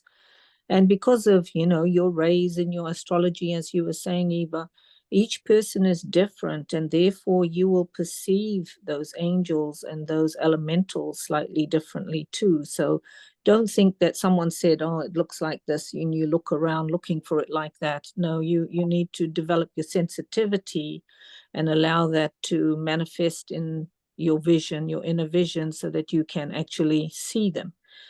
And also, according to your spiritual path, you will have different ones come forward, and maybe that's not for you. You know, I mean, not everybody is going to do the same thing. We all have a guardian angel, and you can see that. Practice looking in the mirror. I see my aura, and my aura is blue, and then I see the shape and outline of my angel standing behind me. So they're always with you. You're never alone. They're always there, even the bathroom and the toilet. So they walk with us all the time, and you can tune in and see them if you want to. And also the devas of the sky is where our guardian angels are. And sometimes for some of us on certain paths, they come to you and they will make you known of their presence. And so I have that in my life. So they are always there, and I don't need to call them by verbally. I only have to think of them, and they will come through the clouds. So you've developed that relationship. That's great. Well, this is them developing me. I say that because Some of us are chosen to walk a certain path, and you need to tune in to find out what is it you're here to do and follow that, rather than, you know, I want to do this or that. But when you tune in, you will start to understand where your work is, and they will guide you. And they've guided me for years. And it's been a slow progression. And I'm an alchemist because they pour their energy through me as well, and it transforms rock crystals. So they become, the angel and the stone is being changed, is being transmuted to a higher state. But, you know, I only know so far, and as the years go by, you learn a bit more. And you have to just be patient. Thank you. You're welcome. Santana? So, yeah. No, I wanted to just say that as a child, I saw a fairy in Morag's Fairy Glen in Scotland, and it looked just like a fairy.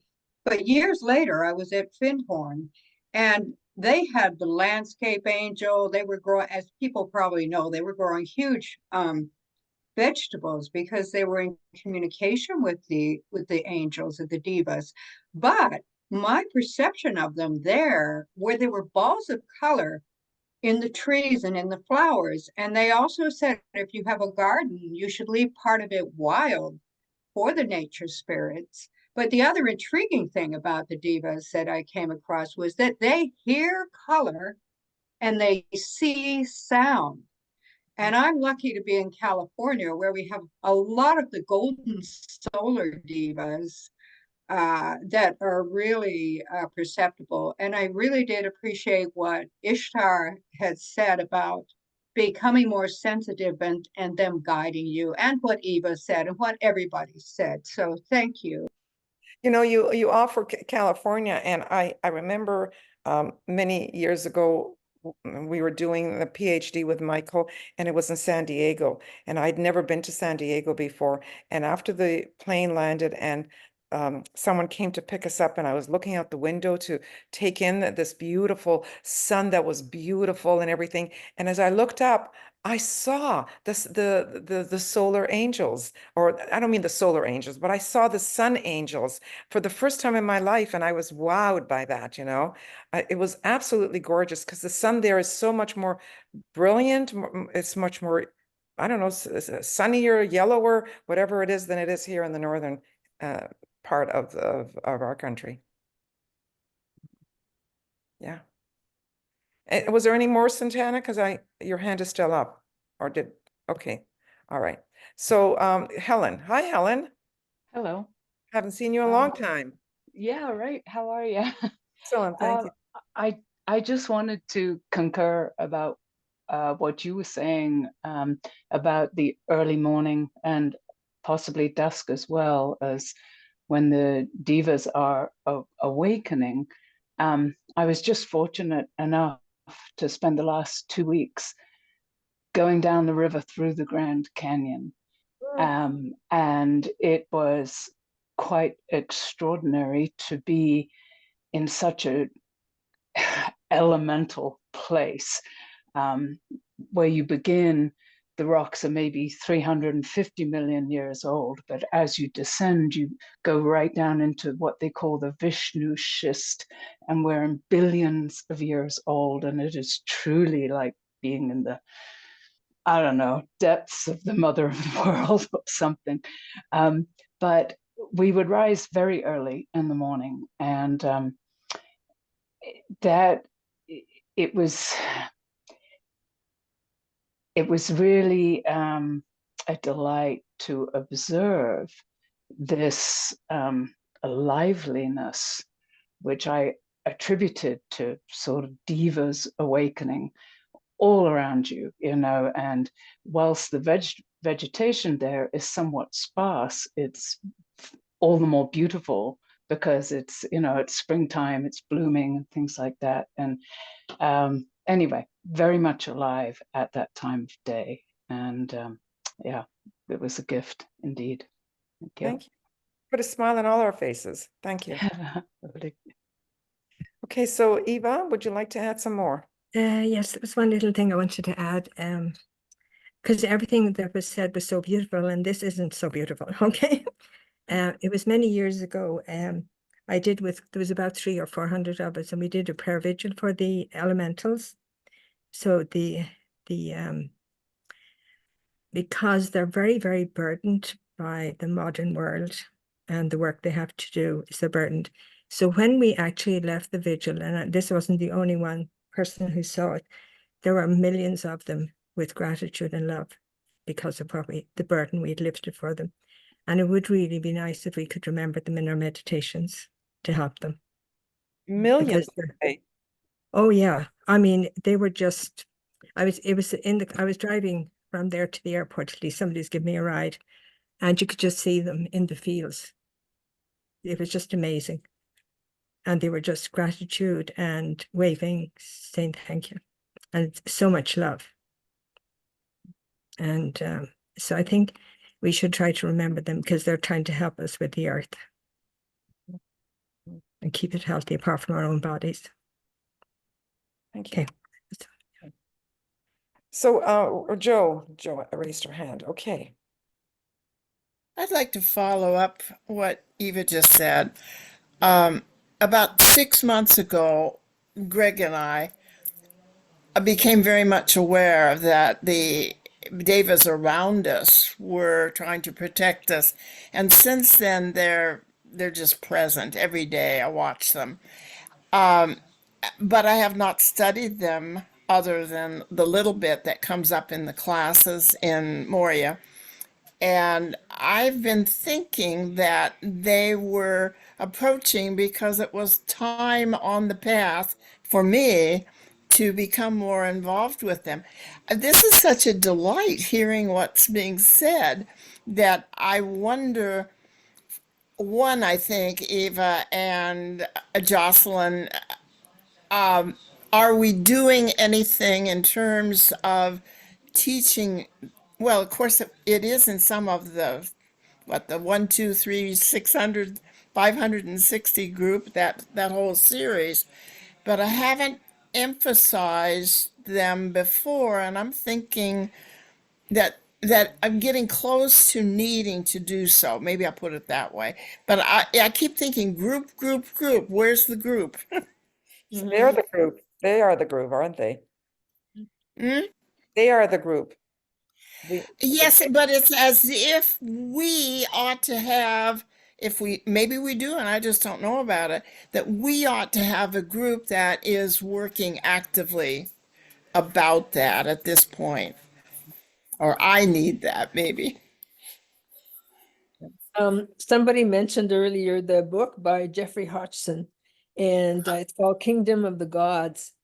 And I highly recommend this book to get a very good overview of the Deva kingdom and our role and so on. And beautiful illustrations. He could sense devas and he worked with an artist. So as Eva mentioned, the artwork in the book is also exceptional. I just made a note. Thank you. And was the other name we had Lorna Byrne? Byrne, B-Y-R-N-E, I believe. Okay. I'll just Thank you. B-Y-R-N, no E at the end. Okay, thanks. So Louise, your turn. Hi everyone. It is really it's really amazing that you, I'm sorry, the last person spoke. Joe, that you would say what you did, Joe. And I, prior to you saying that, I was thinking, wow, this is such a surprise. It's not a surprise that I'm here and the conversation has actually diverted from the rays, which of course the rays never go away. They're in everything and everywhere all the time. But the focus being on the Deva Kingdom, which I too have been very interested in recently more than previously. I've been on this path for a long time. And early in my years, in my teens, I had certain experiences that made me feel like I needed to close down and not with the unseen world. What they weren't negative. It's just that I just wasn't ready then in my teens to have a relationship with the Diva Kingdom, or, you know, the elementals. I just didn't feel like I was ready. And life then moved on and lots of things happened. And I was totally surrounded by a big family, had children, a career, servicing people. And for the first time this year, it's the first time I have ever lived alone. And I find myself living alone. And in one of the meditations earlier in the conference, it came to me to communicate, which I have been, but I clearly asked my guardian angel or solar angel to make itself present, and that I would not be afraid anymore. That was the biggest thing that came forth for me, that I would not be afraid, because I had been, and I sort of shut down that area. I would hear things, but I shut down the visuals. I just didn't want to have any visuals. But now I'm ready. So this is such an interesting thing to just be present in this conversation. Good. Thank you. Thank you for sharing and being open about that. That's good. But this tells us that we have to listen to our own instincts, our own intuition. If we're not ready, we're not ready. And when we are, you know, the teacher will show up. That when we're ready, the teacher comes in any form. So yeah.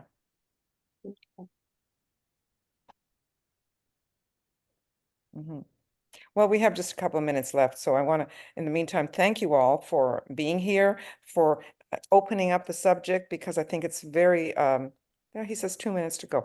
It's a very interesting subject. It's one that usually doesn't get talked about. So thank you all for sharing and being honest and open about your experiences and your interests. I think it helps us all. We all learn from each other. Yeah. Okay, well, thank you. Thank you. So we've got just a minute or so left. Thank you, everyone. And also, I must add that Treaties on Cosmic Fire is where it's at in terms of learning about the Deva Kingdom from DK. It's abstract. It's certainly not an everyday read. No, none of the books are an everyday read. That's why starting with Jeffrey Hodgson is a good step. Right. Good first step. Yeah. Thank you so much, Thank you. everybody. It's been a really interesting conversation. Vivian, do you want to go before we have to leave? Just a thought that crossed my mind. Of course, the rays are made of light essence, are they not? Or electrical essence. Are they devas and elementals? Or are they way beyond these beings? They're way beyond. They're great lives. They are lives. And they're lives of grand, very high level energy. But they are closer to great devas as they are to great humans. Okay, it's closing now, so we're told. So we'll see you all in the main room. Thank you again. Thank you. Thank you. Thank you.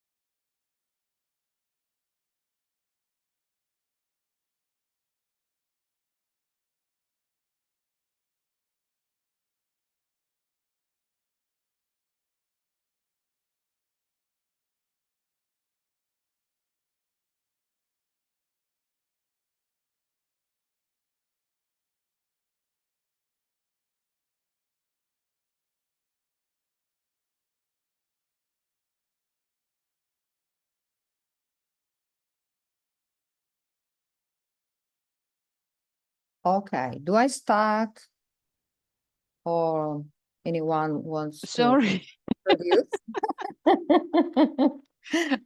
I was just looking that when to start. Okay, that was very nice that you were already calling there from Italy.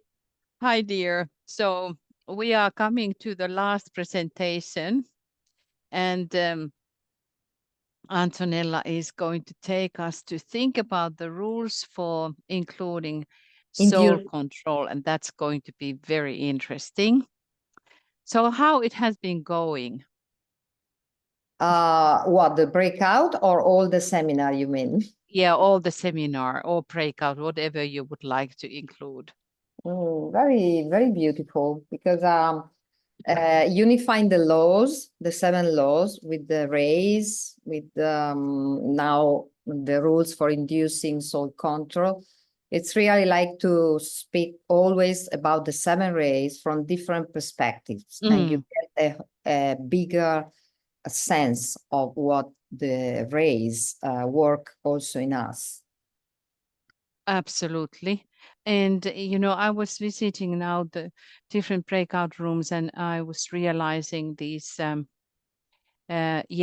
need still to make them clearer. It is so complicated and fantastic world of thinking about race. And even though we are within ourselves, it's difficult to find them sometimes. And then there is the astrology. So let us continue, and Antonella, lead us to the heights again.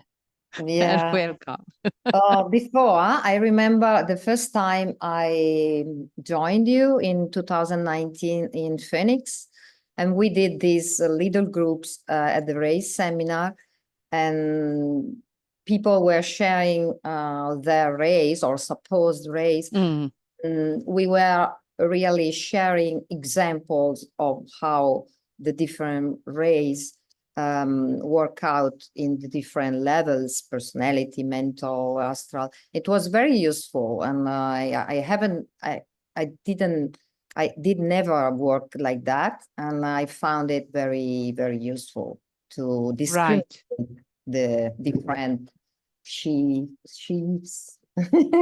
Yeah, absolutely. So maybe next year when we are in person, we will take that again into our practice. Yeah. Very good. So Very good. Let's start. Welcome. Let's start. Okay. Italy is leading us now. Okay.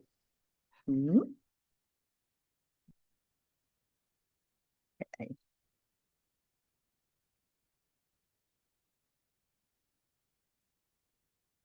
Okay. Can you see well my screen? Yeah. Thank you. Okay, so we opened this 2024 race seminar with an introduction to the 7 laws of the soul. Now we are going to close it vertically by casting a glance at the higher laws that the hierarchy itself uses to induce soul control in the human family as a whole, particularly in relation to its contribution to the entire evolutionary scheme, quote from Decay. So here they are, 7 again, of course, according to the hierarchical and cosmic law of the 7 rays of the life conquering space through 7 centers or rays. Okay, so the 7 factors or rules for inducing soul control are the tendency towards synthesis, first ray, the faculty of the hidden vision, second, the impulse to formulate a plan, 3, the urge to creative life, 4, the factor of analysis, 5, the quality innate in man to idealize, 6, and the interplay of the great dualities. Okay, so extracts from EP2. In considering the roles which can induce soul control, it is not my intention to recapitulate the many roles which the aspirant must follow as he perseveres in his endeavor to tread the path to the source, that path to what the Buddhists call nirvana. My present purpose is a far more difficult one. Imagine for us if it is difficult for me. For this treatise is written for the future more than for present students written last century. I seek to indicate the basic rules determining the hierarchical government and conditioning, therefore, world affairs. So we are going to cast a glance on how hierarchy governs our human souls to induce soul control. We are here concerned, therefore, with the subtle activities of energies which on the inner side, causal side, actuate the outer activities and bring about those events in the world of man which later form history. The problem before the hierarchy is twofold and can be expressed in two questions. How can the consciousness of humanity be expanded so that it can be developed from the germ of self-consciousness, such as it was at individualization 21st millions of years ago, and be brought up to that of complete group consciousness and identification, group identification, as occurs when the final initiation is undergone? Second question, how can the ascending energy of the fourth kingdom in nature be brought into such close rapport with the descending energy of spirit that another great expression, a group expression of deity, may emerge through man into manifestation? Okay, so especially on the 2025 conclave, these two questions will update and be implemented by the masters. Okay, the rules which we are to consider are not the laws of the soul or the laws controlling the stages of human development upon the path, the laws we studied this seminar. They have a much wider scope and pertain to the broad sweep of the evolutionary cycle as it concerns the human family as a whole, as I said, particularly in relation to its contribution to the entire evolutionary scheme of the Earth. However, owing to the lack of trained understanding, we shall have to confine ourselves to the consideration of these rules solely as they govern human unfoldment. Okay. It will be enough. What we are seeking to reveal, if possible, is some of the factors which govern the effort which the hierarchy of control and the custodians of the plan utilize. We know that hierarchy is made in two main parts, the divine contemplatives and the executors of the plan. So the custodians of the plan. And as they proceed to work with the factors already present in man and the energies already in objective use on this planet. So it is well to ponder on the thought here presented, but not to be quick to assume understanding. Okay, so let's begin with the first chapter of this part of the teaching. And the aim of these rules. The objectives can, for our purposes, be stated as 4 in number, but each of these is capable of re-expression in a number of ways. They simply indicate the 4 major goals which the workers with the plan have set themselves. This is very, very, very important. I remember many years ago, I was inspired by these 4 major goals, and I began this study about the great cosmic man, the one whose nothing can be said, because we will read, we will hear. The first aim and the primary aim is to establish through the medium of humanity an outpost of the consciousness of God in the solar system. This is a correspondence, macrocosmically understood, of the relationship existing between a master and his group of disciples. This, if pondered on, may serve as a clue to the significance of our planetary work. Okay, planetary work.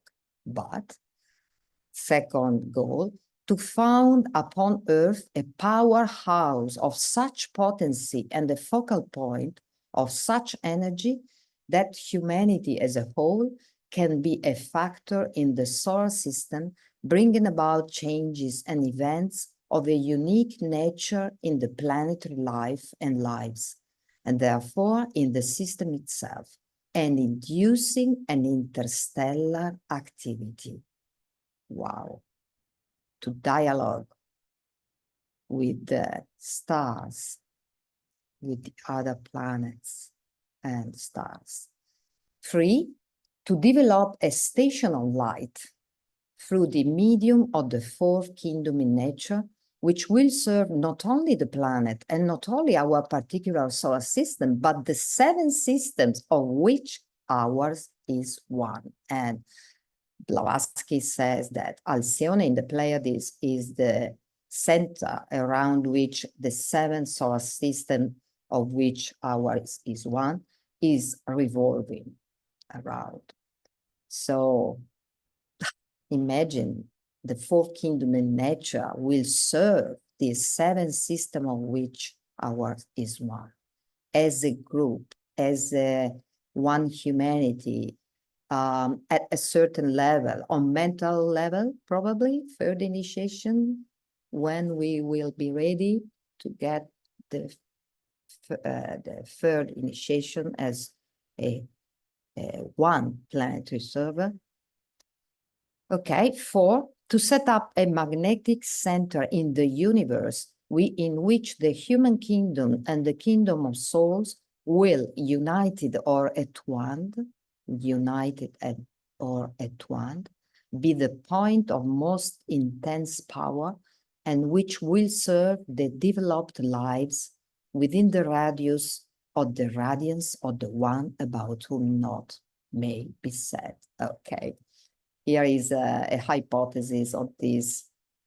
First one about whom not may be said, maybe is about the Orion arm, our galactic arm, the 3 main constellations, Great Bear, Little Bear, and Pleiades, and around these Pleiades influence 7 constellations and 7 solar systems, but it's just a hypothesis. Okay, so paramount goals and destiny for us. In these 4 statements, we have sought to express the wider possibility or occasion as the hierarchy sees it today.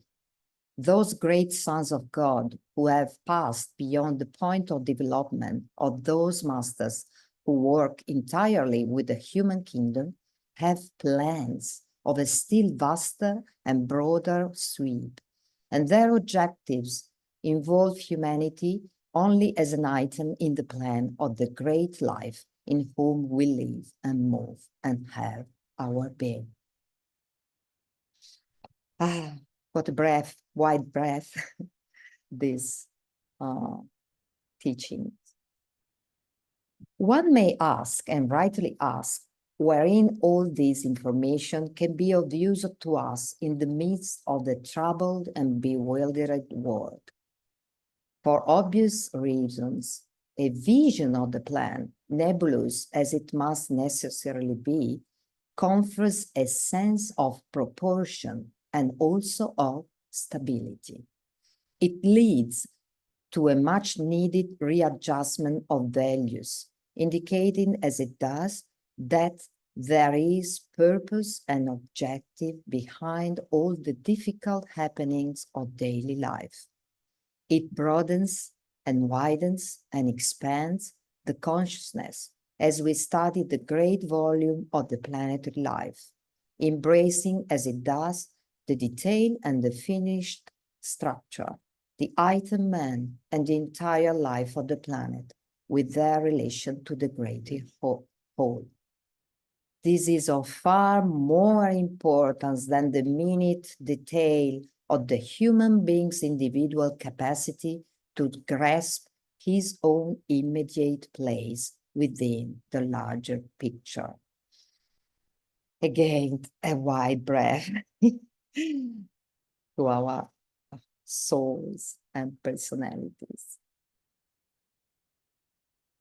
It is not a profitless task for the disciples and aspirants to catch the dim outline of that structure, that purpose and that destiny which will result from the consummation and fruition of the plan on earth. Given the fact of the finiteness of man and of his life, given the tremendous periphery of the cosmos and the minute nature of our planet, given the vastness of the universe and the realization that it is but one of the countless, literally countless, greater and smaller universes, yet there is present in man and upon our planet a factor and a quality which can enable all these facts to be seen and realized as parts in a whole, and which permits man, escaping as he can from his human self-consciousness, to expand his sense of awareness and identity, so that the form aspects of life offer no barrier to his all-embracing spirit.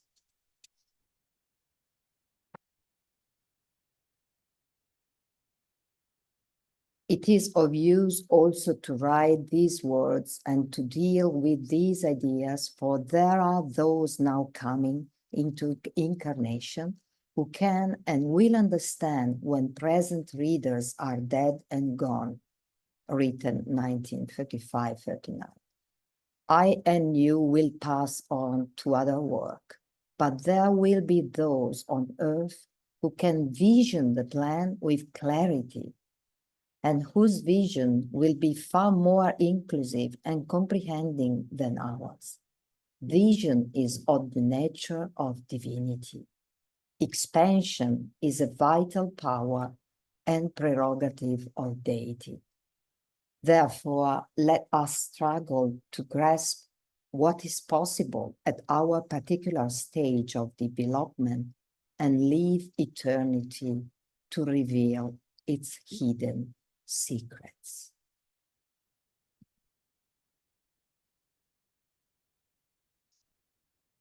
The factors which determine this peculiar process of hierarchical work, and which therefore constitute the major roles of the evolving life of God in the human family, are 7 in number.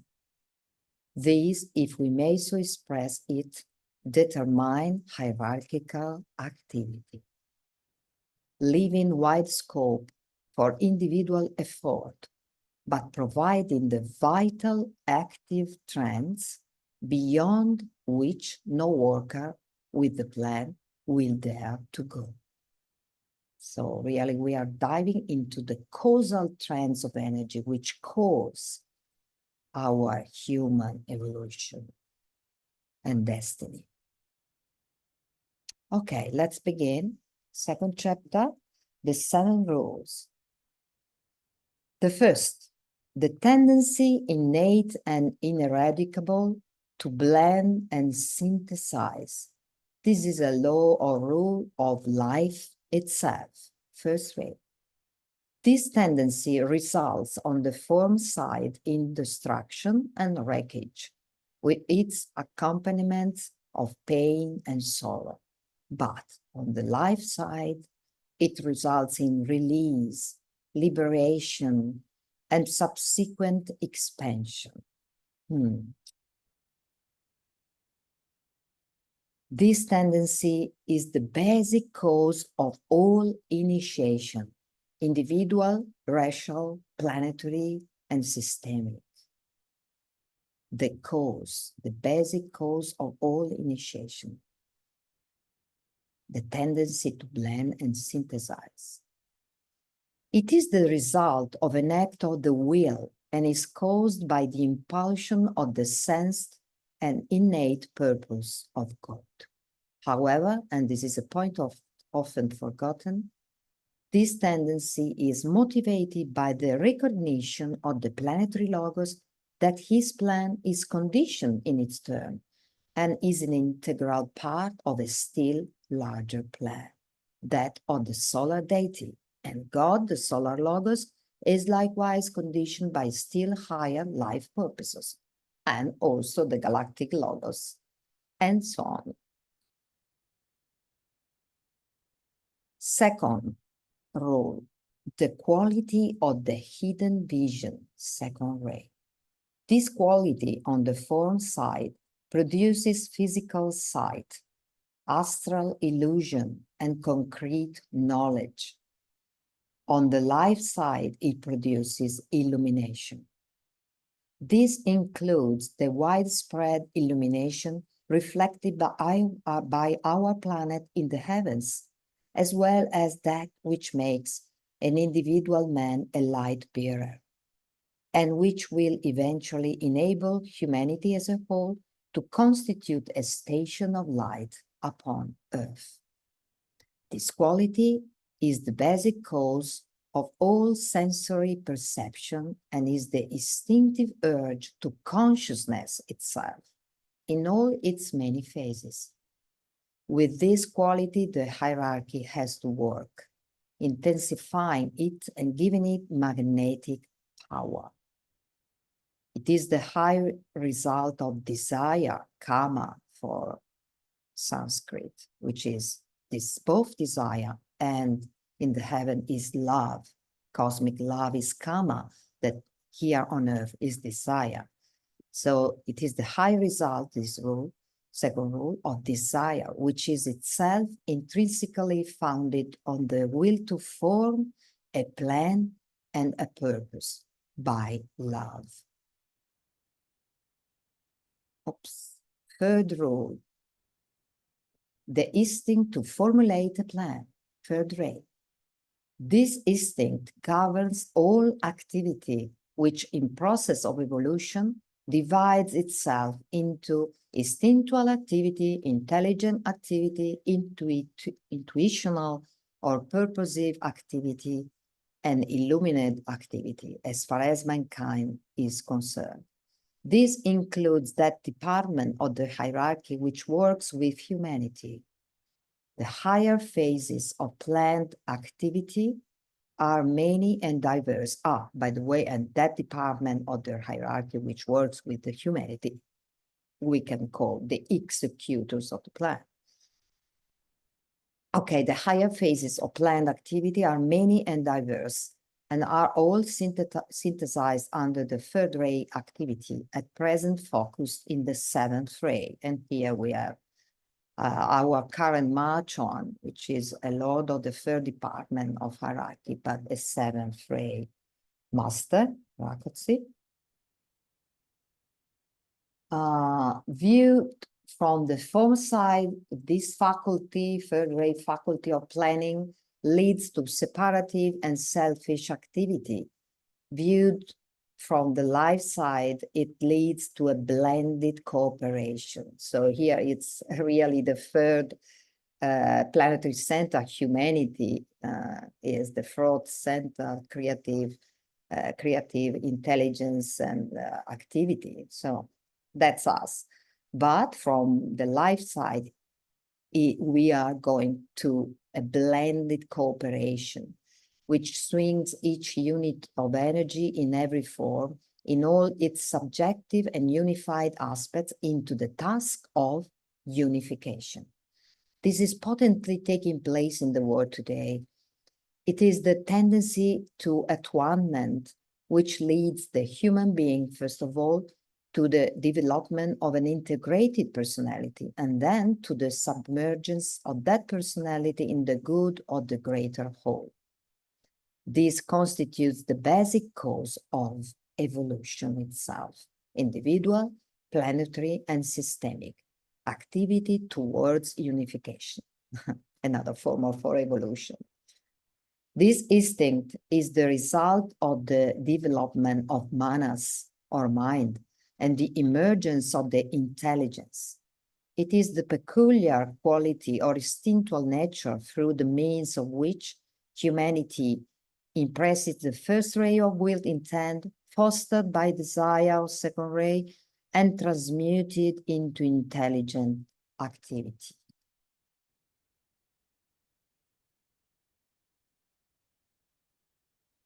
Okay. Fourth rule, the urge to creative life through the divine faculty of imagination. Let's think about it as a rule to induce soul control.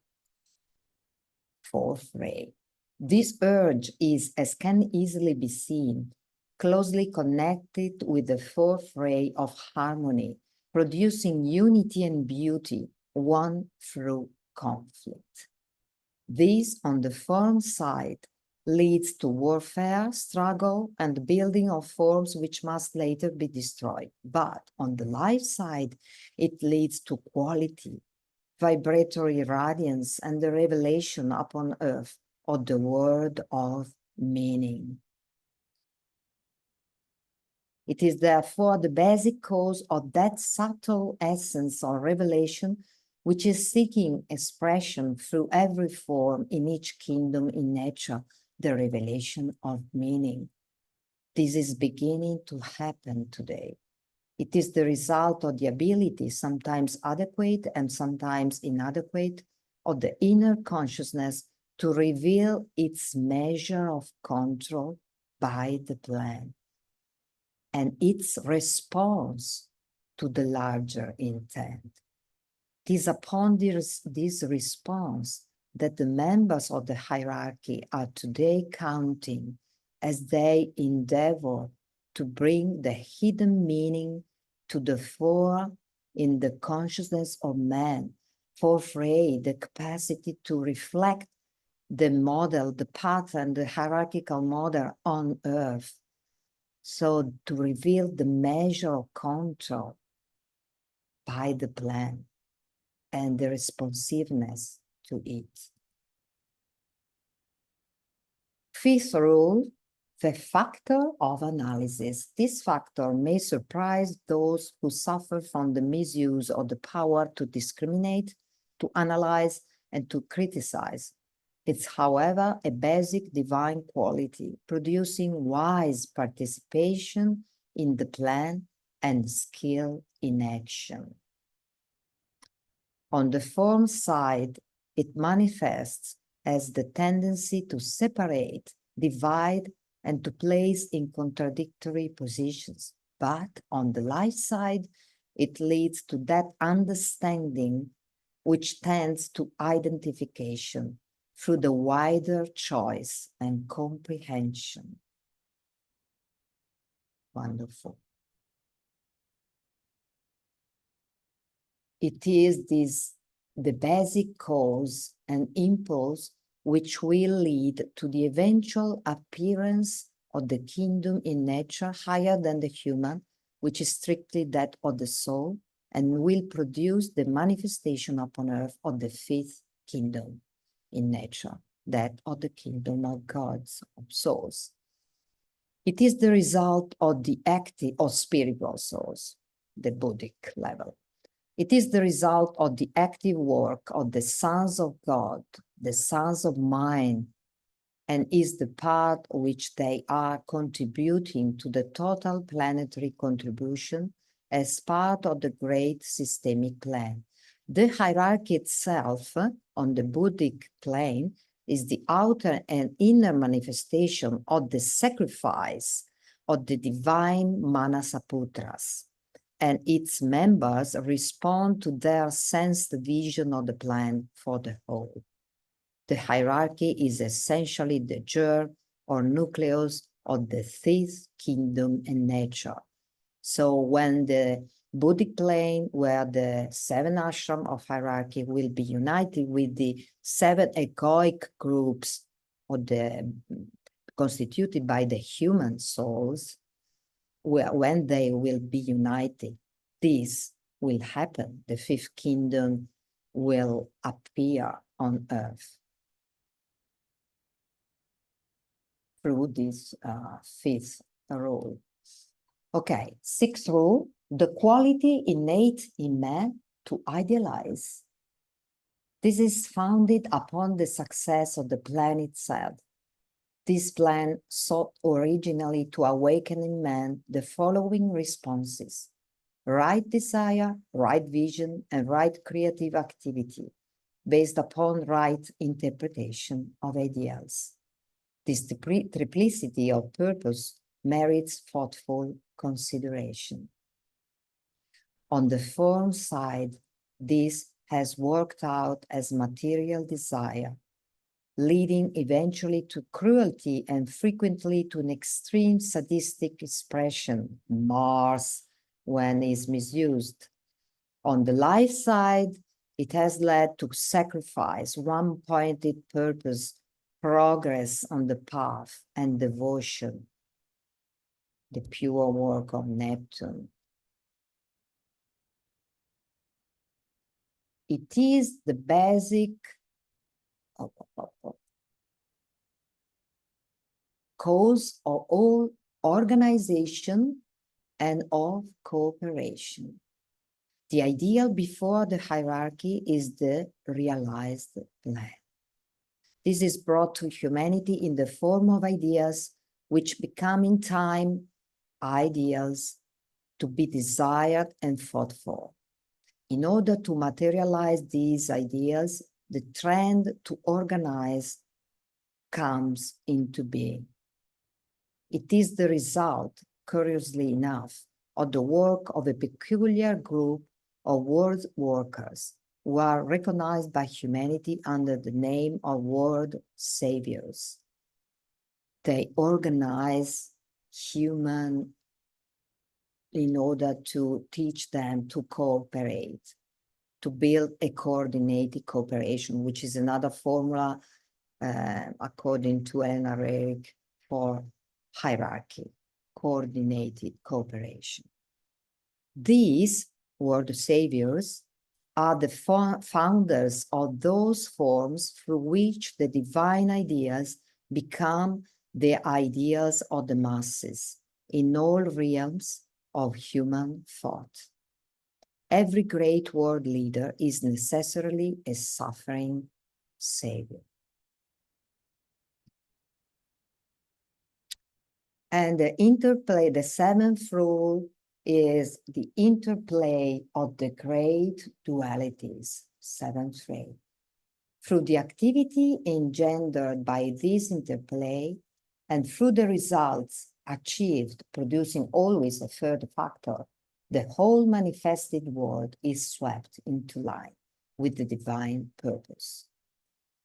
This doesn't become apparent to the man who is immersed in the detail of life, but could we see the planetary life as it can be seen by the masters themselves, we would note the pattern emerging in all its beauty and the structure of God's thought for the universe appearing today in clearer outline and greater synthesis and beauty of detail than ever before, in spite of any appearance. On the form side, this produces the sense of being imprisoned by the time factor. That's very interesting for the current times. The victim of speed and the implacable forces of all life activity as they play upon the imprisoned human being. Think of the coming of the internet, or this speed acceleration of time, and really we are like on this seventh ray evolutionary inducing rule. But on the life side, it results in rhythmic living and conscious adaptation of energy to the immediate purpose and goal. It is necessarily the basic cause of the appearance and the disappearance of forms, human and humanly constructed. It is the result of attunements wrought out on the physical plane. The higher attunements, either to effect on the plane of mind, have to be expressed eventually on the plane of physical life. Again, seventh ray.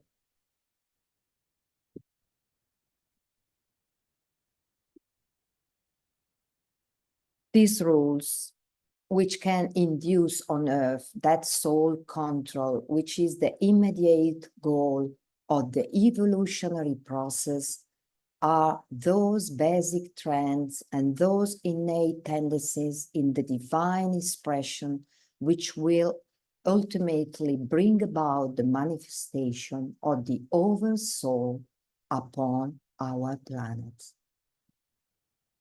In the downward and the upward flow of the divine life, as it expresses itself through the involutionary and evolutionary urges, humanity constitutes one of the fundamental original centers of force, which can remember the four main goals for the human creative hierarchy on earth, which can and will form an outpost of the divine consciousness, an expression of the divine psyche, manifesting eventually those three outstanding psychological characteristics of divinity: light, energy, and magnetism.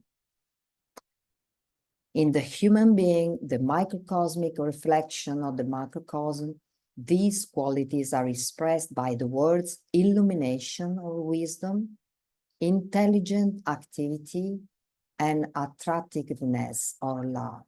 These are the effects of these 7 rules inducing soul control. The rules or living factors which will induce soul control in the individual and in the universe are the expression of the quality or nature of God. And so we have again the triad we introduced at the beginning of this seminar. So the laws of the universe, the laws of life, express the divine will and lead to the manifestation of divine purpose. This is wisdom. They ordain and nurture the plan, cosmic wisdom. 2, the rules for inducing soul control reflected in the 7 laws of soul or group life we have studied in these days, express the divine quality, not life, but the second aspect, quality, consciousness, and lead to the revelation of God's nature, which is love, group consciousness, systemic relationships. 3, the laws of nature, or the so-called physical laws, express the stage of manifestation or the point reached in the divine expression. They govern or express that which the divine spirit, which is will functioning in love, has been able to effect in conjunction with matter for the production of form. This emergent revelation will produce the recognition of beauty.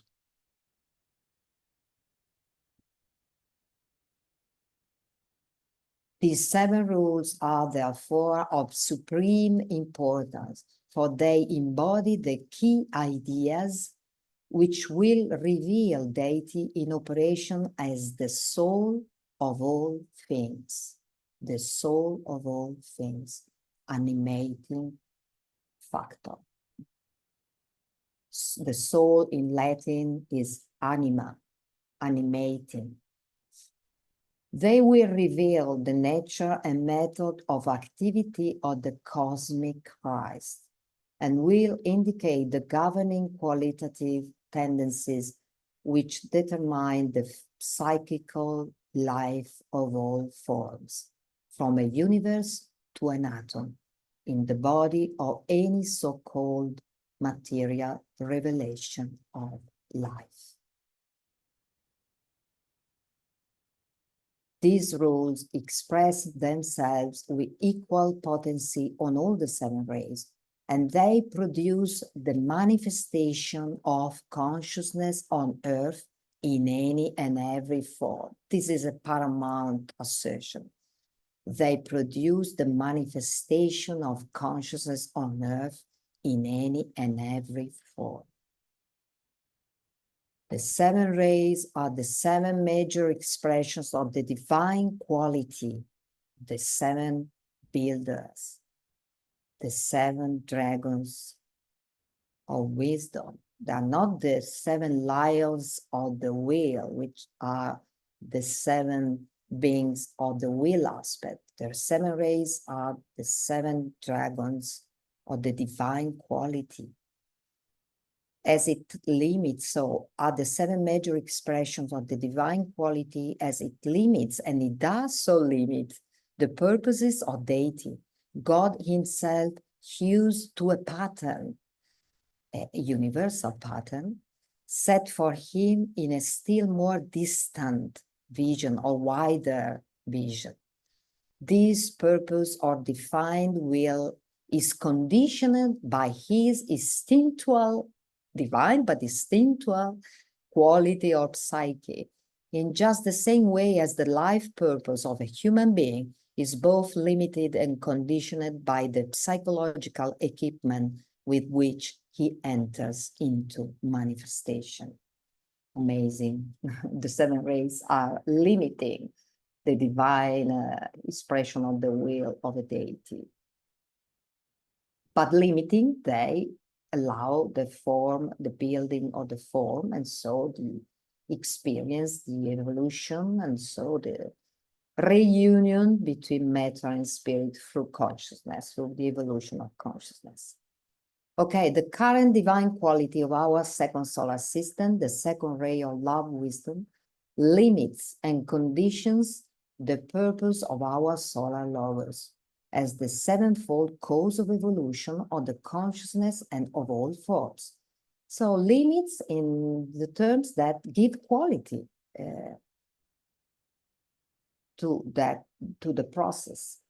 Okay, so glory to the 7 laws of our cosmic Christ, the tendency towards synthesis, which is the basic cause of all initiations, this faculty of the hidden vision, which is the basic cause of illumination and consciousness, the impulse to formulate a plan, which is the basic cause of evolution, the urge to creative life, the basic cause of the revelation of meaning through beauty, the factor and harmony, the factor of analysis, the basic cause of manifestation of the 5th kingdom. Let's think about the manas, the mind, the manasaputras that will allow the manifestation of the 7 ashram of hierarchy of the Buddhic plane, where the 7 planetary centers are attested. The quality innate in man to idealize, which is the basic cause for coordinated cooperation. This is the idea of brotherhood. The idea of brotherhood, the main idea of the Aquarian age, brotherhood, which will result into right relationships, decay says. And finally, the interplay of the great dualities, which is the basic cause of the appearance and disappearance of human and humanly constructed forms. Thank you. Glory to these rules and laws of our cosmic Christ.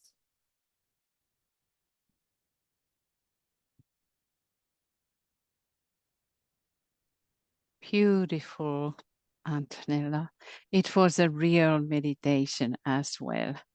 Fantastic to have this big picture. I love it. So, dear friends, now we have come to the point that we are going to close the day. And by that, we are also closing the rheology seminar. And we are then fully backed and nurtured for the main conference, which is starting tomorrow. So let us go into that directly, because it has been a long day. And by the way, I just want to note for translators that I have sent the meditation into WhatsApp. Can Michael transmit them to the translators? Tia, are you going over the discussion part today? Or are we just going into meditation? I don't know what I have done today. I was just looking again for a while ago, and I said, oh gosh, I said wrongly to people that there is going to be the panel today. So sorry. Hey, all my friends, come along and please take over. I'm hopeless. Yes, dear friends, we are supposed to start now in 2 minutes the panel, Sun-ray panel, and please all of you write your questions and start immediately. You have a fantastic possibility to have these very serious and how it is said, dedicated presenters available, and use them, as it is one of those dedications. Use me, Master, use me. So use these presenters. Okay, we have some questions from yesterday's open session. I'm sorry, we're not going to be able to get to all of them, but I have a couple of them picked out, and then hopefully we can work on some today as well. Anne Parker says, when it comes to the law of repulse, could one assume it also repulses things or traits which were at one time beneficial and purposeful, but whose time has concluded and no longer serve to make way for the next stage?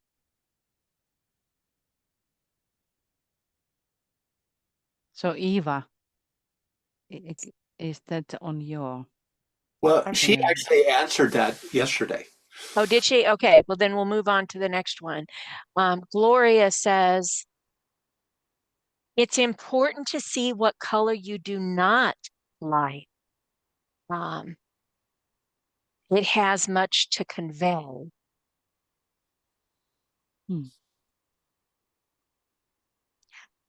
I think of it as a repulse if you don't like it.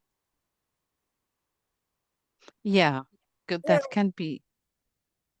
I was just going to say that right now we're all into skin tones and hair color, and I don't know if that's such a good rule anymore, because we're much more educated as to what goes with what skin color and all of that. So, they have that whole color scheme that you can look at the colors, what suits your skin, what doesn't. So, I know that certain colors don't look good on me. Does that mean I don't like that color? Not really. And then Ishtar continued the color theme. She says, color pink is scientifically not real. It is a frequency our brain converts to this color in our brain. Esoterically, could this be something in evolution to actually see and know? Says white is all colors. And she put a website here on the color pink. But it doesn't. There's colors on the physical plane, and there are colors on the other planes. And, you know, DK talks about how even the most vibrant physical plane color is nothing like the radiance of the colors on the higher planes. And I think, you know, you probably want to think of pink in terms of rose. You know, in fact, I think in Italian it is rosa, isn't it? The color pink, rosa. I know that. Anyway, it's you could say pink is a lighter shade of rose, you know, which definitely ties it to the sixth ray. And that's I would argue that is a true and real color, despite what our brain does with it on the physical plane, that on the higher planes, you know, DK says the 7-ray colors are primary colors, but on the physical plane, we only have 3, you know, primary colors. But that's just physical plane reality, you know, doesn't reflect the true nature of color. You're right about that, Francis. I think DK calls for the 6th ray the silvery rose. Yeah. What that is, a silvery rose. Yeah. In Letters on Occult Meditation, there's a letter there, you know, letter 7, that is the use of color and sound. And he does some really good, you know, he tells us some really good thing about colors in there. So I just wanted to point that out. Yeah, you can say that like the magenta color or the fuchsia color is a mixture of wavelengths, similar how white is the mixture of all wavelengths together, where most colors, as we understand them or as we perceive them with the eye, they're based on a frequency, where red is a low frequency up to violet is a high frequency. However, with the color rainbow, you can wrap the circle around and then have between red and purple have the magenta color, and that color is not a single frequency, but is the red frequency and the purple frequency mixed together. And so when our eye sees that, what we're seeing is both frequencies coming together. Again, similar to how white is all frequencies together. So in that sense, you can say that the magenta pink is quote unquote not a color, which means that it's not a single wavelength, but rather multiple wavelengths coming together to affect us at once.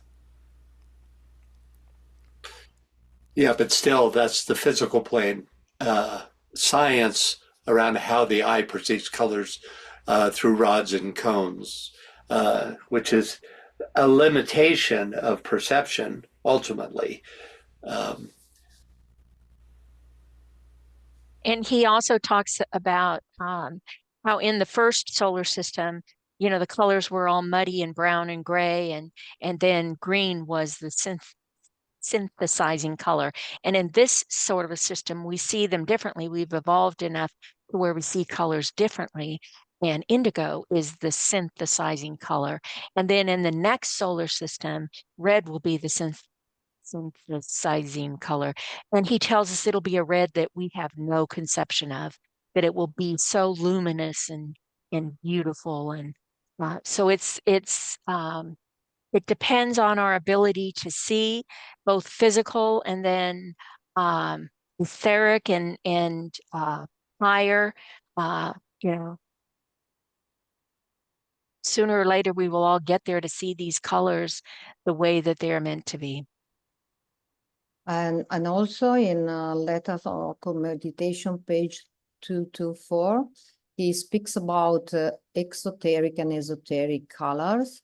And he says, in this statement, as to the esoteric significance of the colors, I would have you now tabulate, even if you found it in the secret doctrine, in order to form the basis of such later communication as I may seek to impart. He says, exoteric purple corresponds to the esoteric blue. Exoteric yellow, it corresponds to esoteric indigo. Exoteric cream to the esoteric yellow. Exoteric white to the esoteric violet. So I think this matter of color, and that, as Francis was saying, the colors are different on astral plane, on mental plane, on the buddhic plane. It's very, it's like an open invocation we are doing, because it depends from the point of evolution, the recognition of the different colors in the different planes, but also they may deal with some perspectives. For example, here in this conference, 7 rays colors are used, but for example, we are using another table of decay, which gives the green to the 6th ray and the yellow to the 3rd ray and the indigo or white to the 4th ray, and is from decay itself.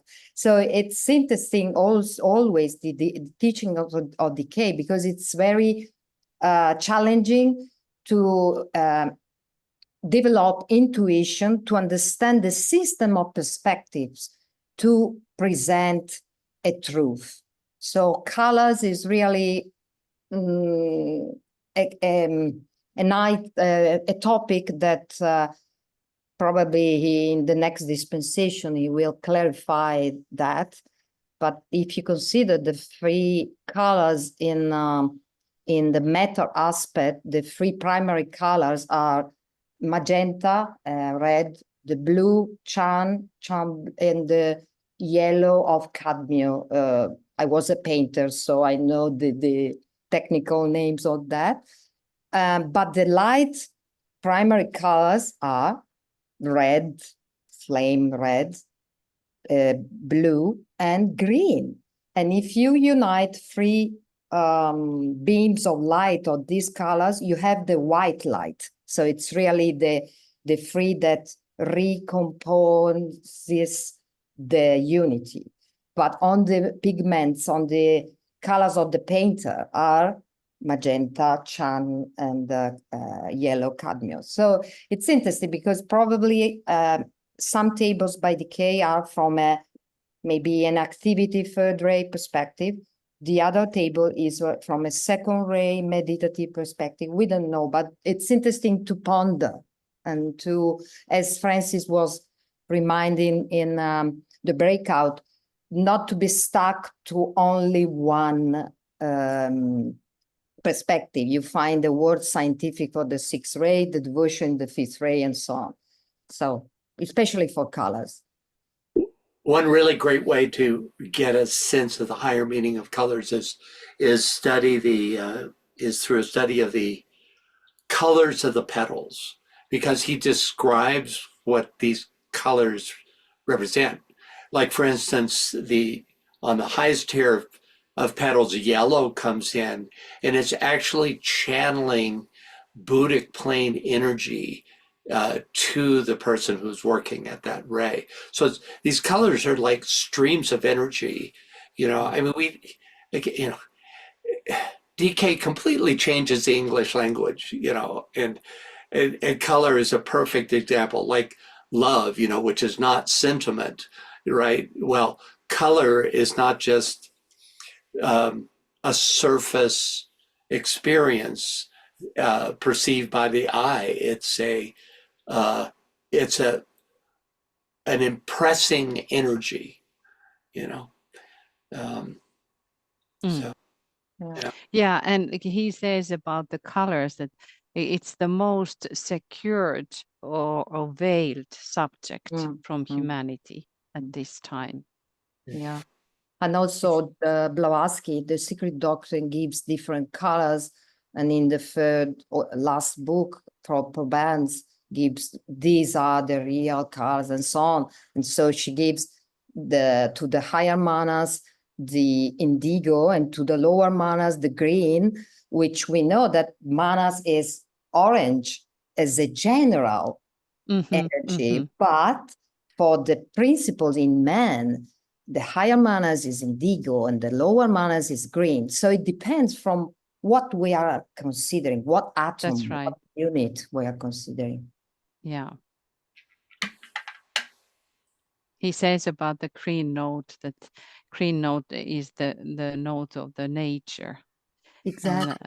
And then the indigo is the note of the soul. And BL was mentioning about the next solar system. He also says that in next solar system, we will have the sky, which is red. And that is interesting to think about the sky, because now it is blue. So in earlier system, it was green.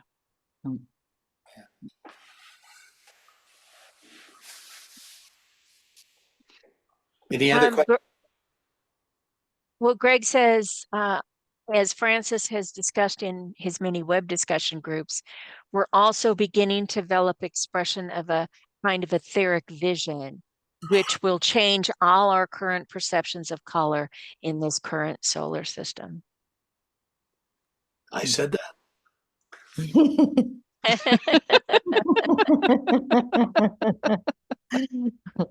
Very good. And then we have another question on a different topic from yesterday from Vivian. She says, perhaps this was the discussion on humanity.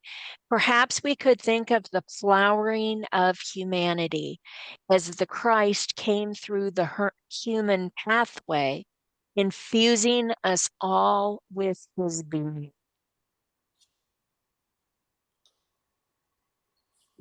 Say that last part of infusing us all with his being. Thank you. You know, we were talking about whether we were ready for the next, or for the first initiation as humanity as a whole. And did that mean the conglomerate of all the people of humanity, or did that mean the entity known as humanity that was separate from all the different people? But I like the way that Vivian has expressed it here. The flowering of humanity as the Christ came through the human pathway, infusing us all with his being.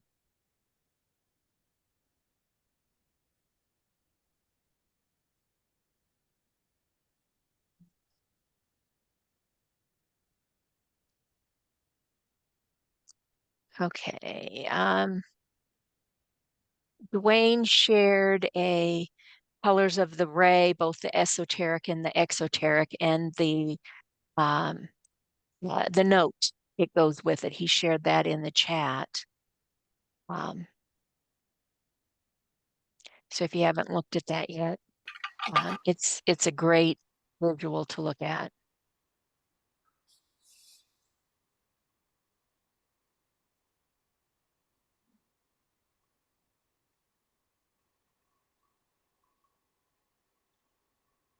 I've shared also the quote from Decay, where he speaks of the rays of yellow for active intelligence and as the three primary rays. So it gives us either confusion or expansion.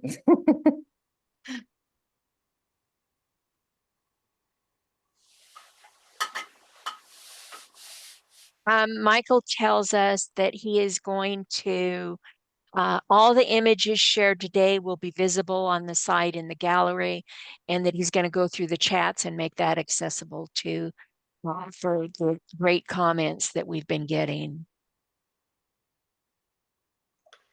There's an incredible little book on color by Rudolf Steiner that gets really abstract. You know, he says things like, behind the apparent green, you have an interplay of black and white in constant motion. You know, that suggests to me somebody who can see, you know, a real seer.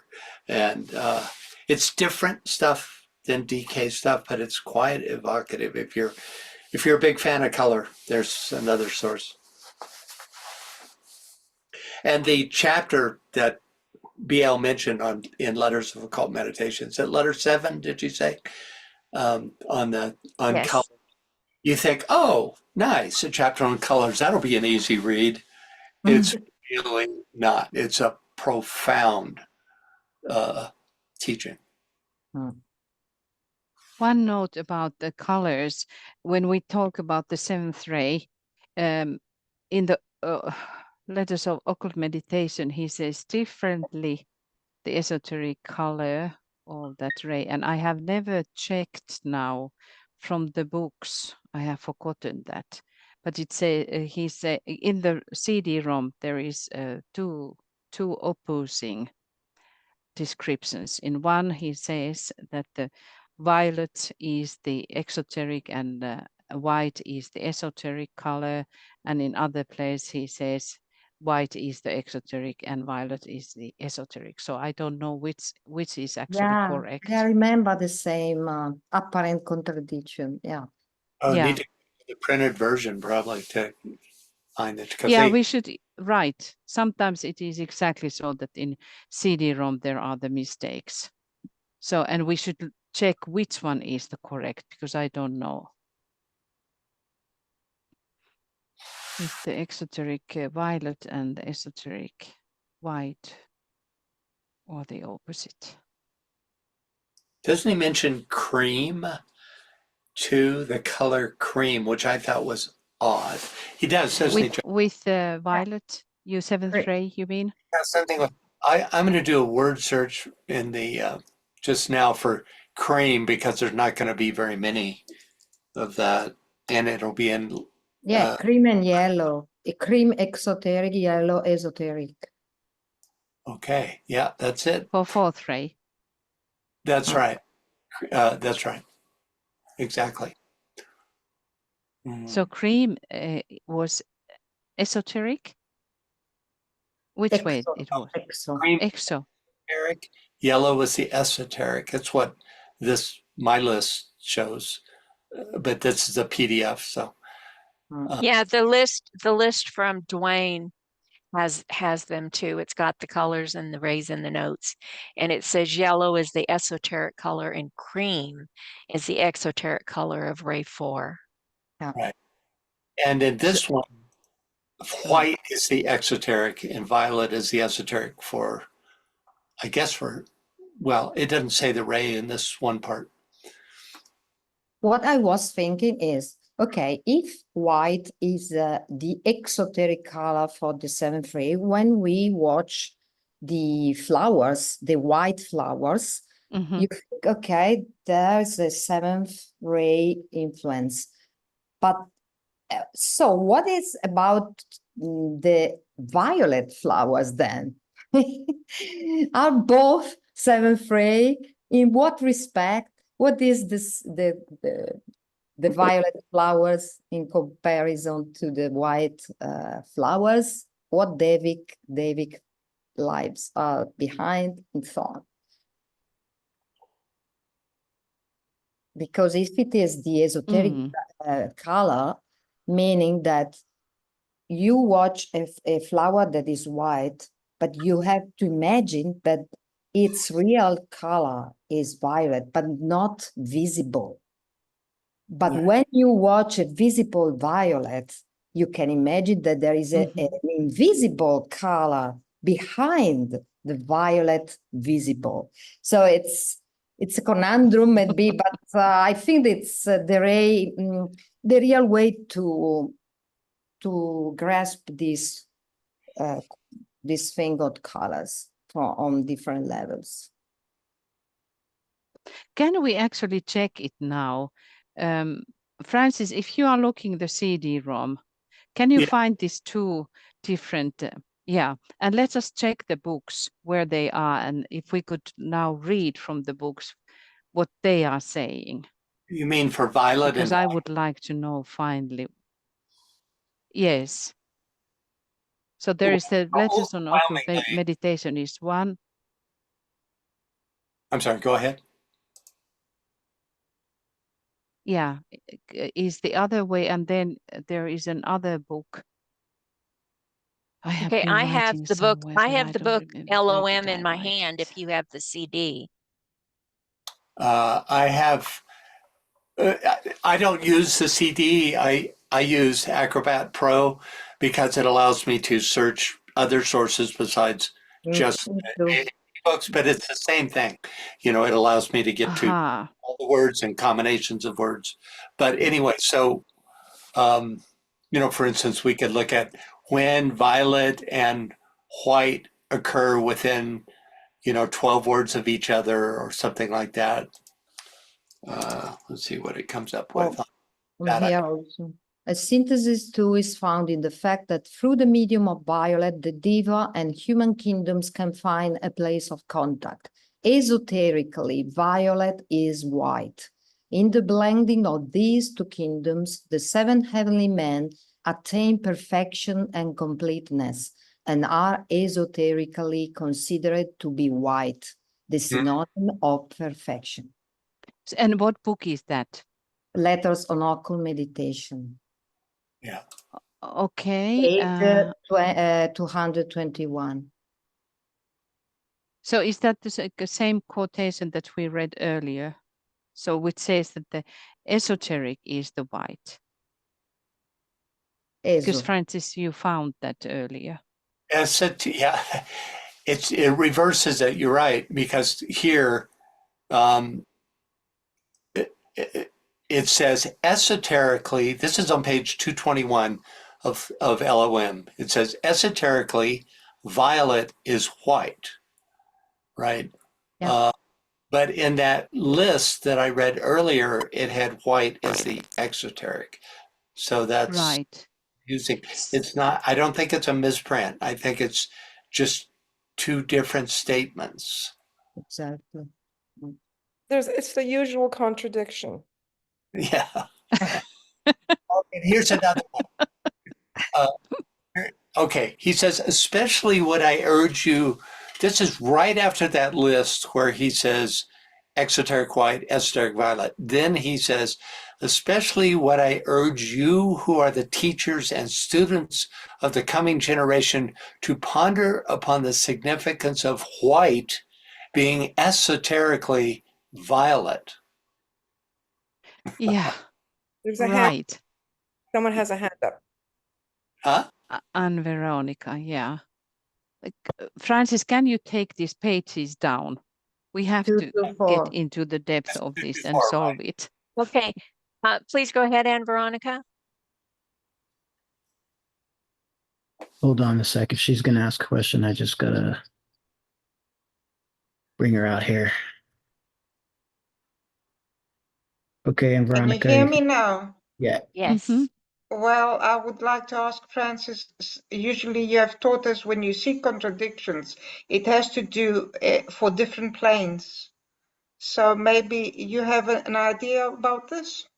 Well, I think you just had an idea about this, which is that it could have to do with your perspective. But see, the whole idea of exoteric, esoteric itself is a shift in perspective, right? So if you're looking at white exoterically, there it is, then what he's saying is that on the inner planes, it's violet, or at least that's what one could hypothesize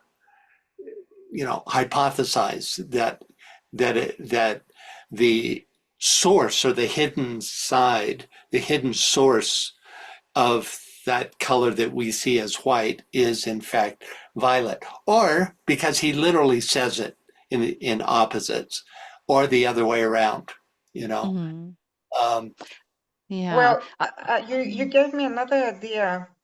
Well, we always go inner and inner and inner. If we see it with polarities, there is a minus and a plus, and then when you go to the plus, that becomes a minus, and the next high level becomes the plus, or vice versa. Yeah. So maybe that's the key to this idea. Yeah. Yeah.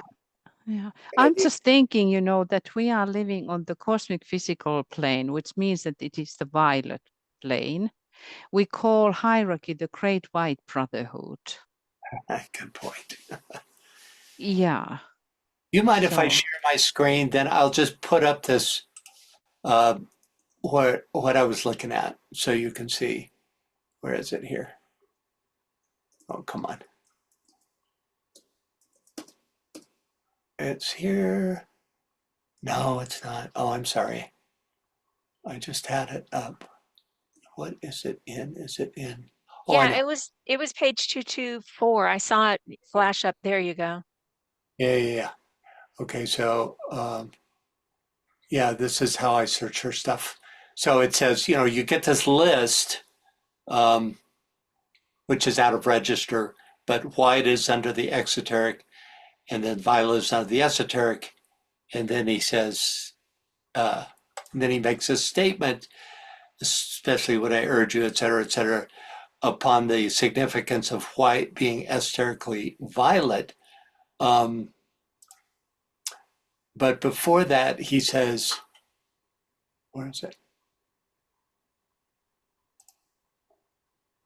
Go to page 210, enumerating the colors. Okay.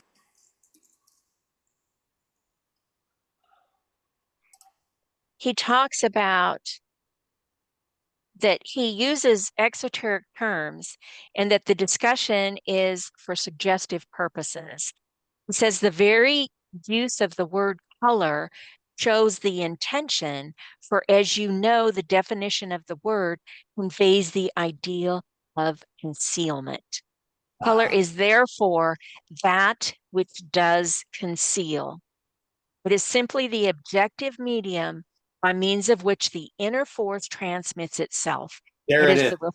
It is the reflection upon matter of the type of influence that is emanating from the logos and which has penetrated to the densest part of his solar system.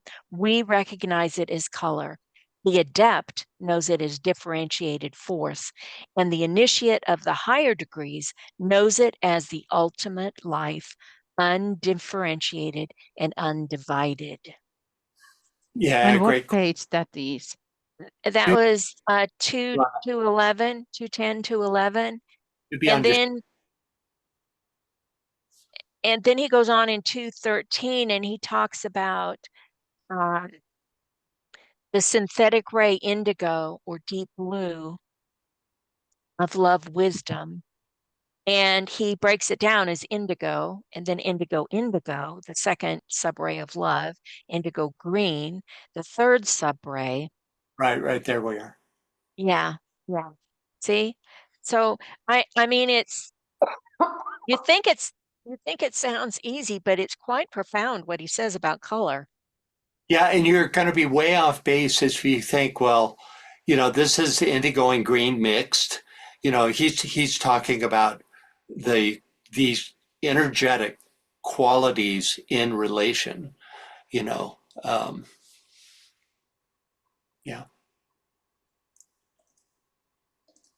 Probably there are the three levels of the true colors of the seven rays. So from the activity point of view, maybe the colors I put the quote, and they correspond to the colors of the painters. From the second aspect perspective, there is what we use here in the Seven Rays seminar, and there are other colors for the life aspect. And for all the three levels, probably there is an exoteric and esoteric value, as well as from the astral, mental, and spiritual levels, other the colors. You know, the exoteric color is somehow related to these form building devas, and then the esoteric color is telling about the indwelling substance of the pranic quality. the life quality. And that those devas who are carrying that forth. But being the color a veiling factors, it's like being that in every color of any planes receives a refraction. So different shades, different nuances. That's what Peter. That's what Peter said. He said it depends on the POV, the being, the plane, and the textual context. And then Dwayne reminds us that many blinds around color to prevent premature disclosure or recognition in the hands of those who are not ready. Yeah. And we got lots more comments on that. Georgina says colors convey a language to the insects, bees, for instance. Music conveys a language to the soul where words sometimes fail. Maybe colors in the future will have so much more to tell us. Yeah. Another consideration in all this is to keep in mind that devas hear colors. So there's a whole new dimension here. DK says color is sound and sound is color. He makes a statement. Yeah. Yeah. It's only that our listening organs are more evolved than the vision one. So we are more capable to recognize, for example, harmony in a music, not for all, but generally speaking, more than the nuance. I don't remember where I saw this, but the hearing is more evolved than the capacity of the eye to distinguish and discriminate. Yeah, because the vision is related to mental activity and the hearing is still on the physical. So we have been developing those lower senses. That, and also from the rules I presented, illumination and this vision factor, is related to this second ray of love wisdom from that perspective, illumination, while the sound is the first creative agent of space, according to Blavatsky, and is related to the third atomic plane, Yakasha. So probably we, Earth, humanity, have this planetary personality of third ray and the soul ray, second ray. So we are shifting from the third ray to the second ray from this sound science to the color lights science, probably. Dwayne tells us that one must distinguish between what AAB, who was influenced by the early Theosophical Society on color, and what Charles Ledbetter leader had, or what came directly from DK. Yeah. And then I also, we're talking about the perception on the different planes. I want to tie that in with the senses as they move. What the five senses are on the physical etheric plane versus what they become on the astral plane versus what they become on the mental plane versus what they become on the Buddhic plane and the atmic plane, because that brings that into it, including the etheric vision there and some of the lower psychic versus the higher psychic, between the astral and the mental, and the lower clairaudience, lower clairvoyance versus the higher. So all of that ties in to what we're talking about here.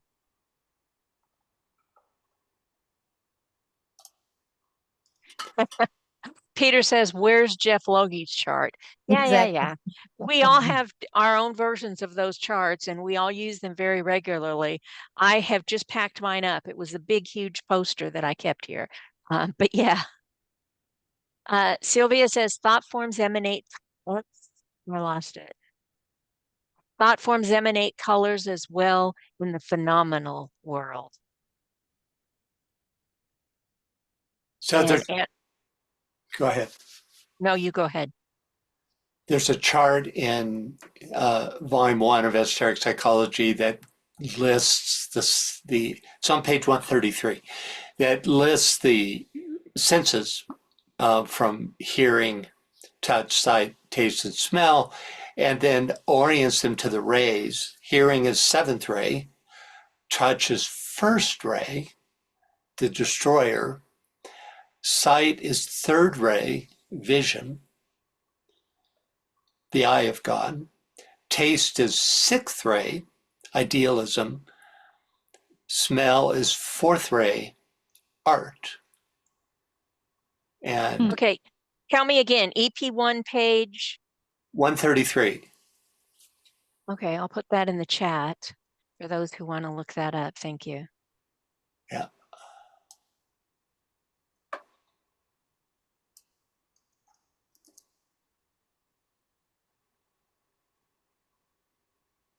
Should we open up the floor for questions pertaining to anything we covered this conference? Sure, that's what we're supposed to be doing. But what ended up happening was we carried on our own discussion, and it was pretty good, and all the flies on the wall liked it. So that's what happened yesterday too. So yes, please, the floor. Does anybody have anything that they? I'm happy that we have Eva.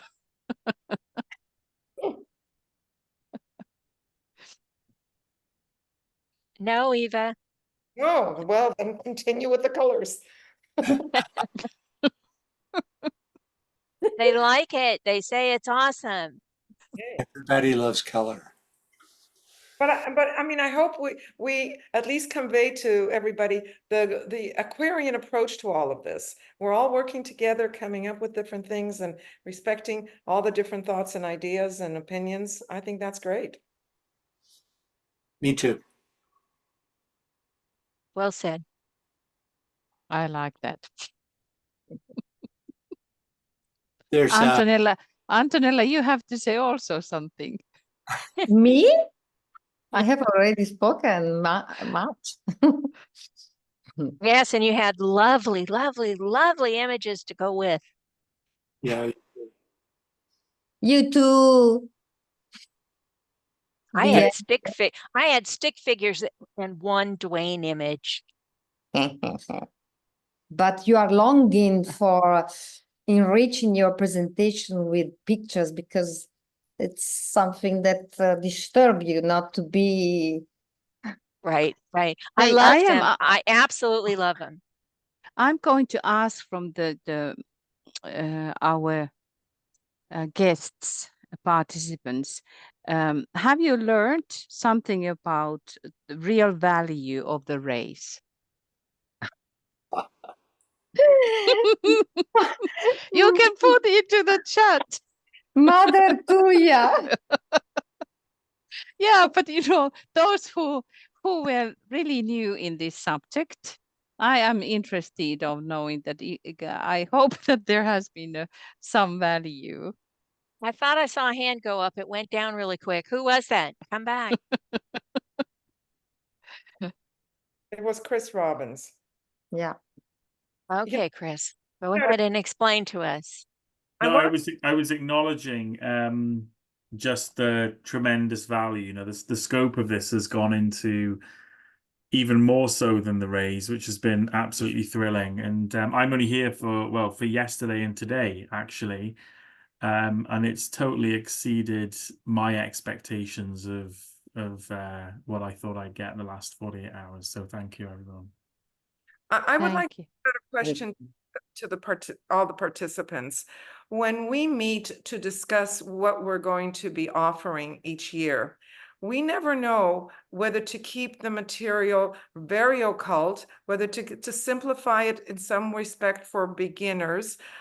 We just don't know the fine balance, and we always try to accommodate the idea that we have new people and we have people that are quite, more mature in their knowledge. What do you, all of you, prefer, and what would you like us to do? That's question number one. Number two, what area of the 7 rays would you like us to offer maybe next time that we can develop for you guys? That's a great question.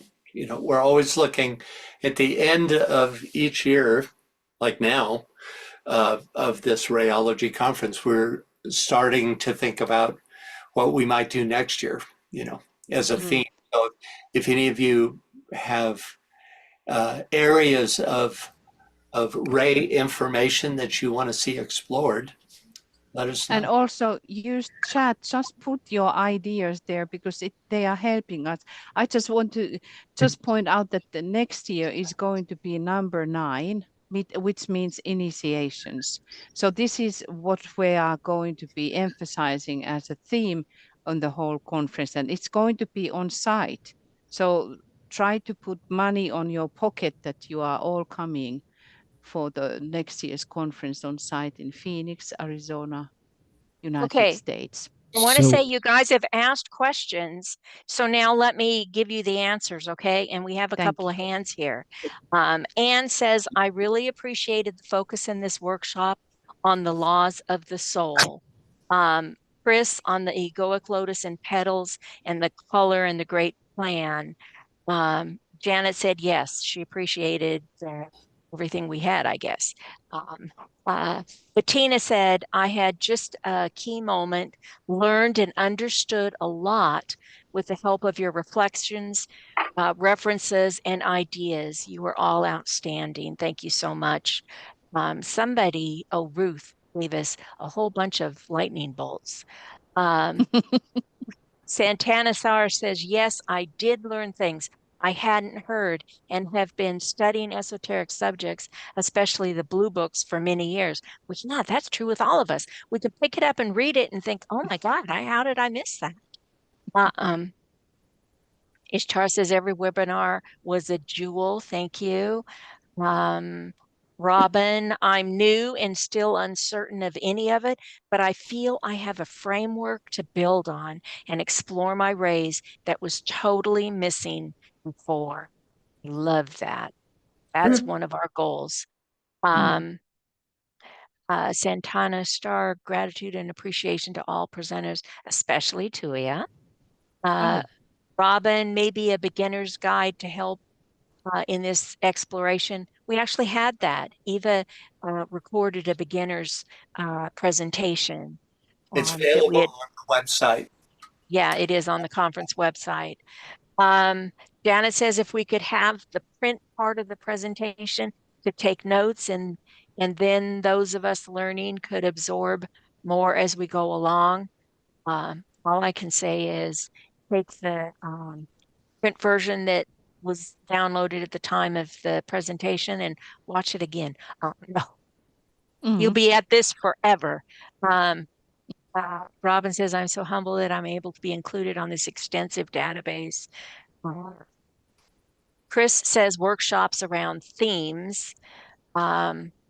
Maria says the esoteric origins of the rays are vital, but the practical application is also important. Gloria, I find you have put together wonderfully in all conferences and learning forum, all presentations. Thank you so much. And they're coming in quicker than I can read them. I watched it, but I went over my head, and now it might make more sense. Yeah, that's true. Watch it all over again. That's same with the books. I read it, it all went over my head, and I tried again and again and again. Rose, yes, much learned, especially in terms of linking inner plane experiences with those teachings. Much appreciated. Loved the balance of this conference in terms of occult teaching and real life discussions and experiences. Michael, the beginner link in there, and we have, I saw several hands, but I saw them go down. We have one left. Greg, please go ahead. I mean, I just wrote it out and it's simple. I was just saying that I thought it was, I think you guys could do a full, thorough exploration in fine detail about advanced meditation with respect to the value of the fusion techniques, which include, of course, the isolated unity, the inclusive reason, and the presented attributes, because in that sense, that could potentially carry the whole focus into a much more general perspective, but it might be too advanced. But I mean, for many of us, more advanced, we could talk about that in more fine detail. That's just what I was thinking. Are you asking us to do your homework for you, Greg? No, I'm not. It's already been done, but I mean, this is something that everybody could be working on, and being a third year, it's a powerful stuff. And I mean, like Jeff, I was just so proud to have Jeff help me with my third year paper on basically the fusion techniques. So, right. So BL, I was gonna let me add two things. One is if people are open to it, I did this the first year, but we can have a feedback form where people actually put in what they would like to see, what they did like, and then I can give that to all the presenters.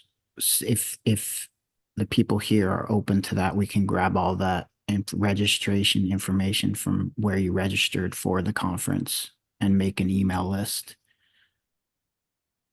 And two, to plug donations. So even though it's still in the discussion mode, it's really important for us to, right now, with inflation, economy, everything, it's harder to donate. But if you feel like you gained value here, we still operate in a situation here where it's open, it's free, it's accessible to everyone. And we don't, as you see, this conference normally, like if you were just paying for a conference, this conference wouldn't just be like, $450 for a full access pass. So, if you can donate during the year, if you can donate now more,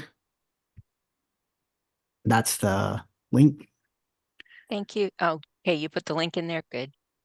And so those two things, we'll get that feedback form if you're all open to that, and donation, because as the pressure goes, we will struggle more, and we need to put our energy where we want the future to be. Okay, let me read. Oh, go ahead, Tuija.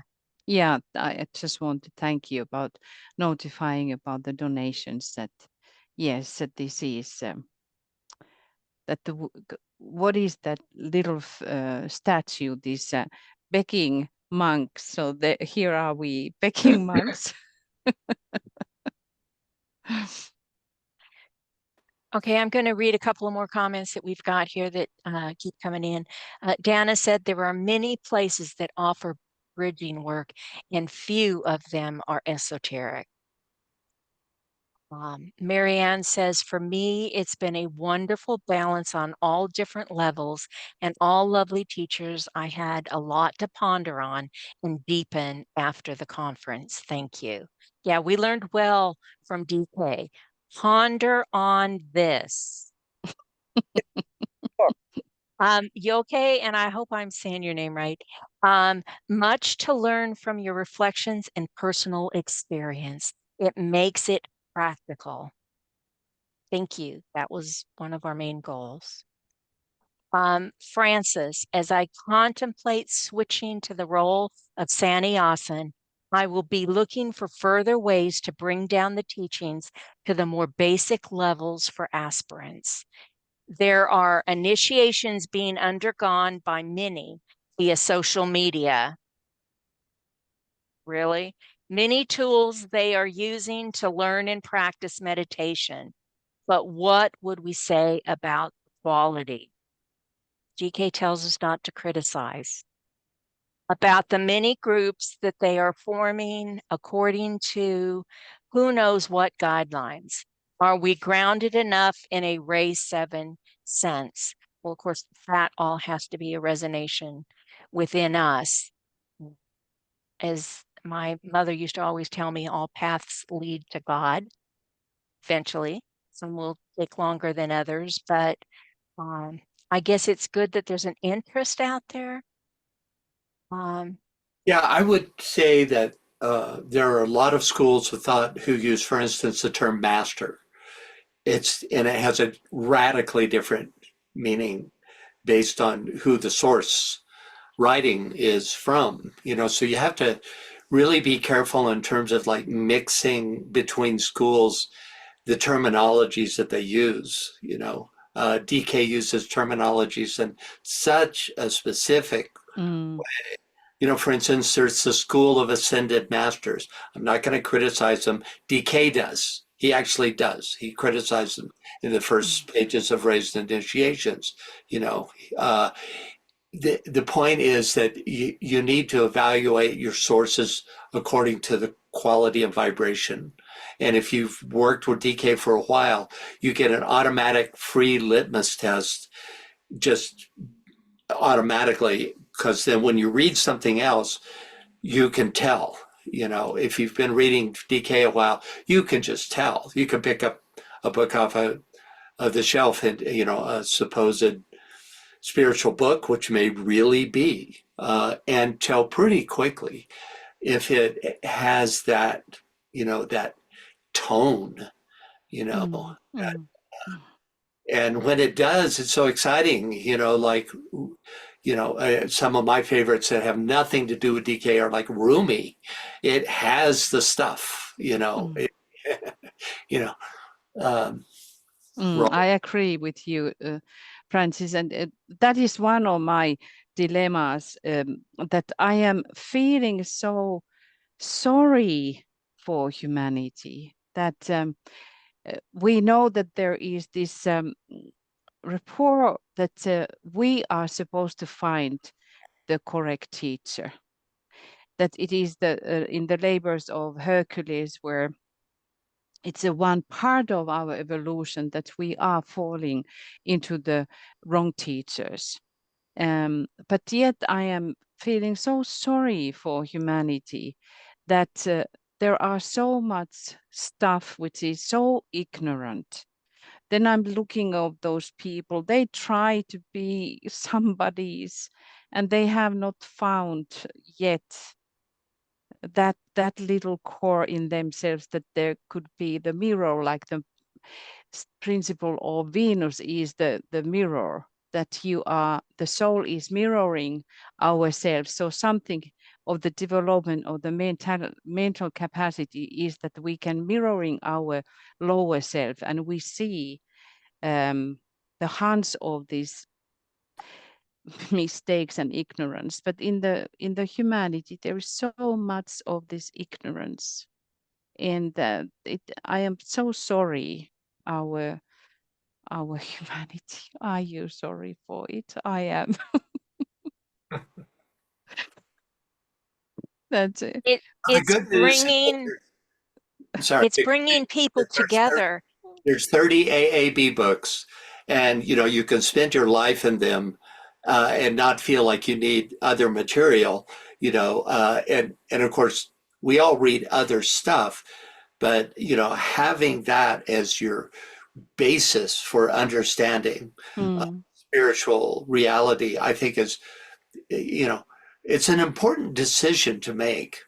At some point you'll have to decide, there are, Steiner, there's a large group of people that work with Steiner's teachings, and he began as a theosophist and, started his own school of anthroposophy. And it's, I think, very rich and full of, interesting material. I prefer DK myself, I prefer DK over Blavatsky, even though I teach it, because Blavatsky has some terrific other types of material. But if I had to choose between the two, it would take me, 0.1 millisecond, there's no question.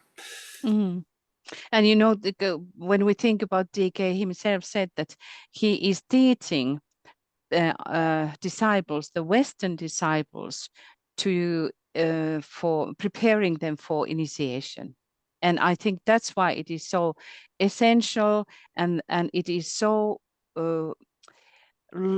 put together that every of the book is supporting the other one. And that's why we are starting to gain some understanding about how the soul is functioning. Okay, Tuija, I'd just like to remind you that we're about 10 minutes late for the closing part, and I still have a number of messages. So we're either going to have to extend or cut something off and move forward, because, you know, we can always look later at the chat messages for the suggestions. So we cancel tomorrow the main conference and we will continue. You tell Sheldon and Alina. Yeah. Yes, I will write immediately. Well, what we could be saying, this has been very beautiful. Thank you for all of you that you are sending your notes. Please continue if some idea comes to your mind, because it is really helping us when we start again thinking about the next year. So do this committee agree that we will go to the closing meditation, or what do we do? I think so, or nobody's getting to bed tonight. Okay, right. Yeah, it's getting a little bit dark here too. It's a 11:45 midnight, but we still have light sky because it is the summer, midsummer nearing. Okay, dear friends, let us go then into the meditation and or closing. I think I shorten it. I'm just closing the video camera that. Okay, dear friends.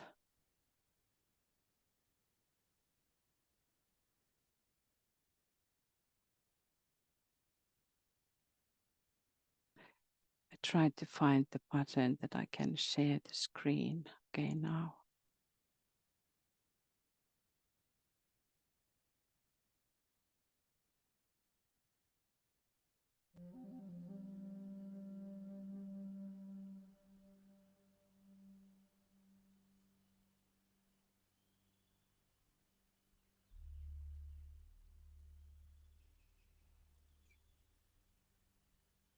Let us just for a while settle down and let this music to take you up to the mountains where the magical goats are dwelling.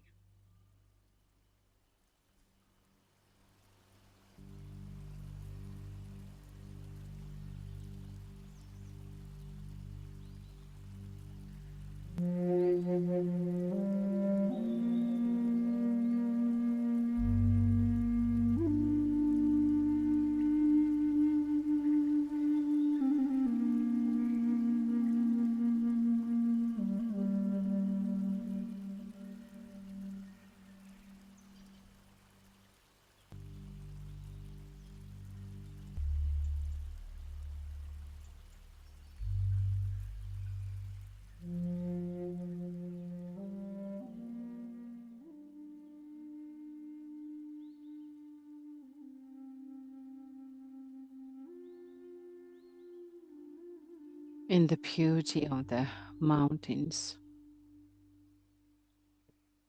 achieve your physical comfort and emotional poise, mental stillness. Align with your group.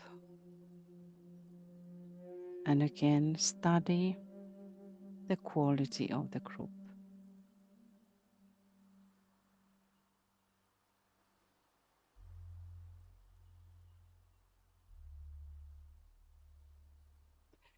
We try to learn to recognize the group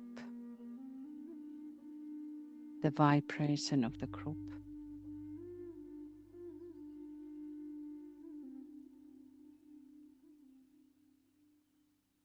And again, in that studies, try to sense the quality of Christ, his vibration.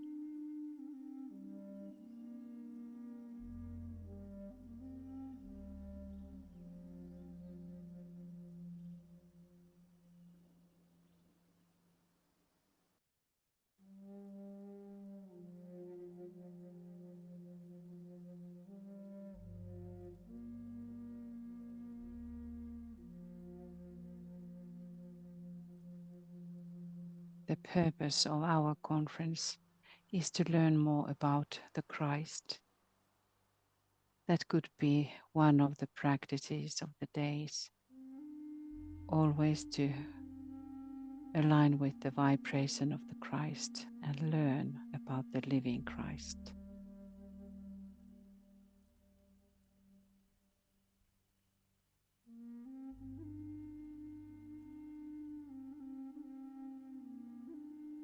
He said, I am the way, the truth, and the life.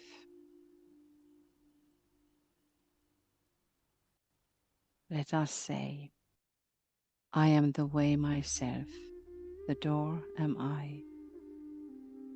I am the golden bath, and in the light of my own light, I tread the way. I enter through the door. I turn and radiate.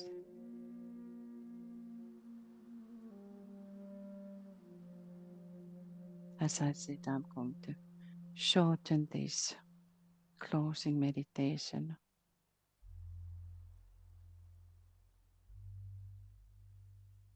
So we just imagine that these ray qualities are pouring through the group, all these rainbow colors. Align with that ray when you hear the name of it, and visualize at the same time that color coloring the aura of the group and pouring out. And when again another ray is added, so that in the end we have these rainbow colors pouring out from the group. The ray of will and power, the first ray, and the flaming red.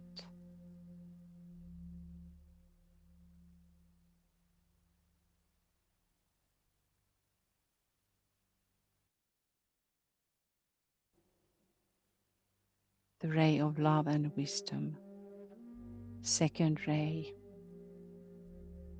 indigo blue.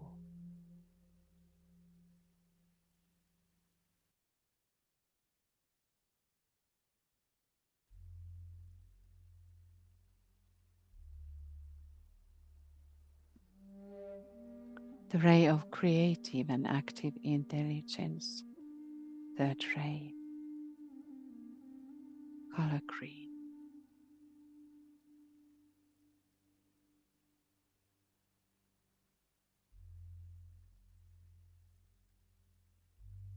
The ray of harmony through conflict, fourth ray, yellow.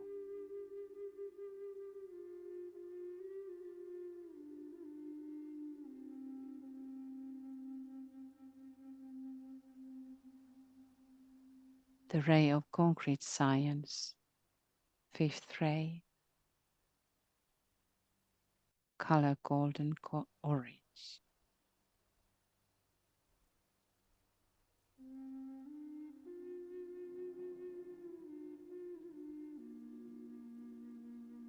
The ray of devotion and idealism, ray sixth, color light blue or rose.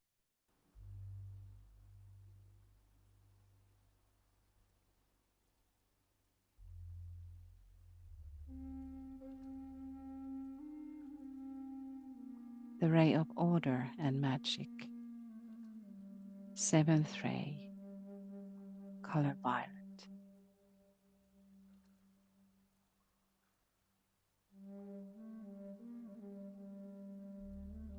See these colors pouring through the group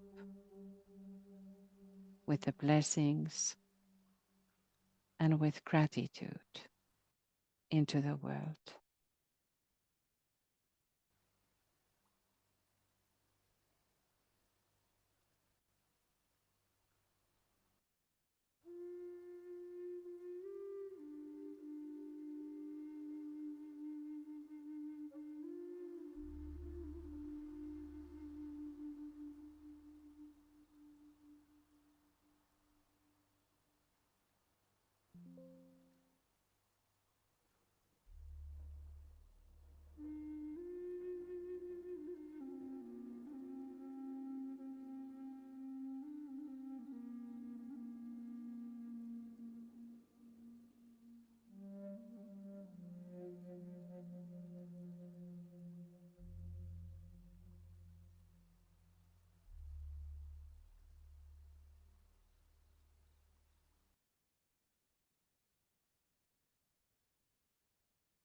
I'm sorry that the screen is now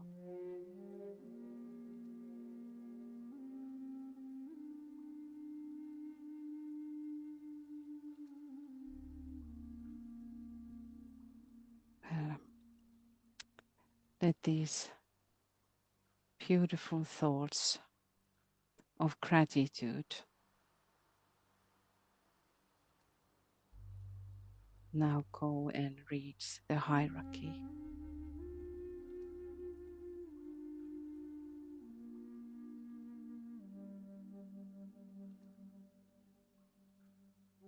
Giving gratitude to the Great White Brotherhood and to Master DK.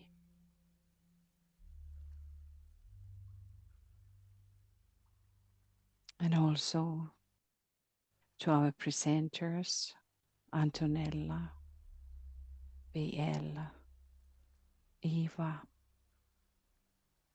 Jocelyn, Francis, Walter, our technical people, Michael, Rodrigo, Bob, Alexander, and if I forgot someone,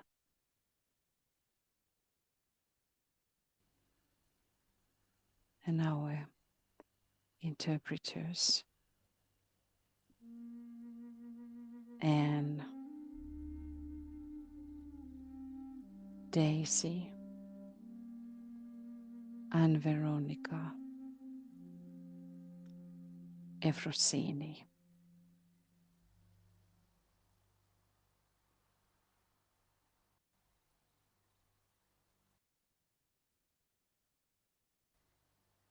May the gratitude with all these rainbow colors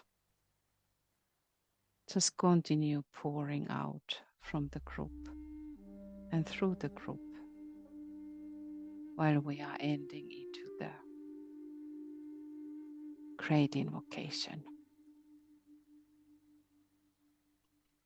From the point of light within the mind of God, let light stream forth into the minds of men.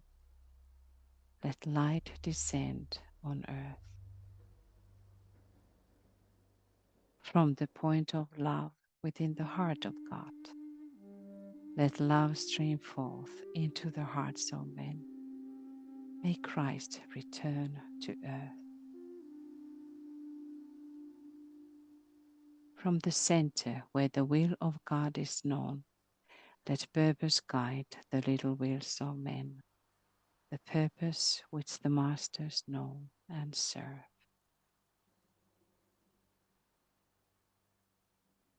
From the center which we call the race of men, let the plan of love and light work out, and may it seal the door where evil dwells. Let light and love and power restore the plan on earth.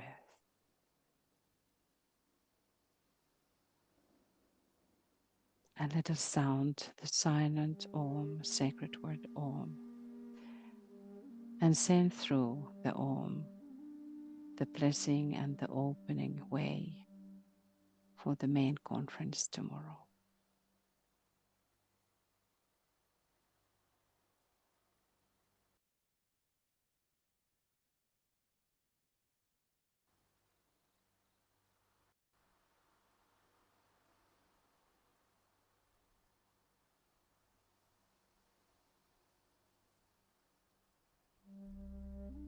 Thank you, friends. See you tomorrow, and many, many blessings and lots of love.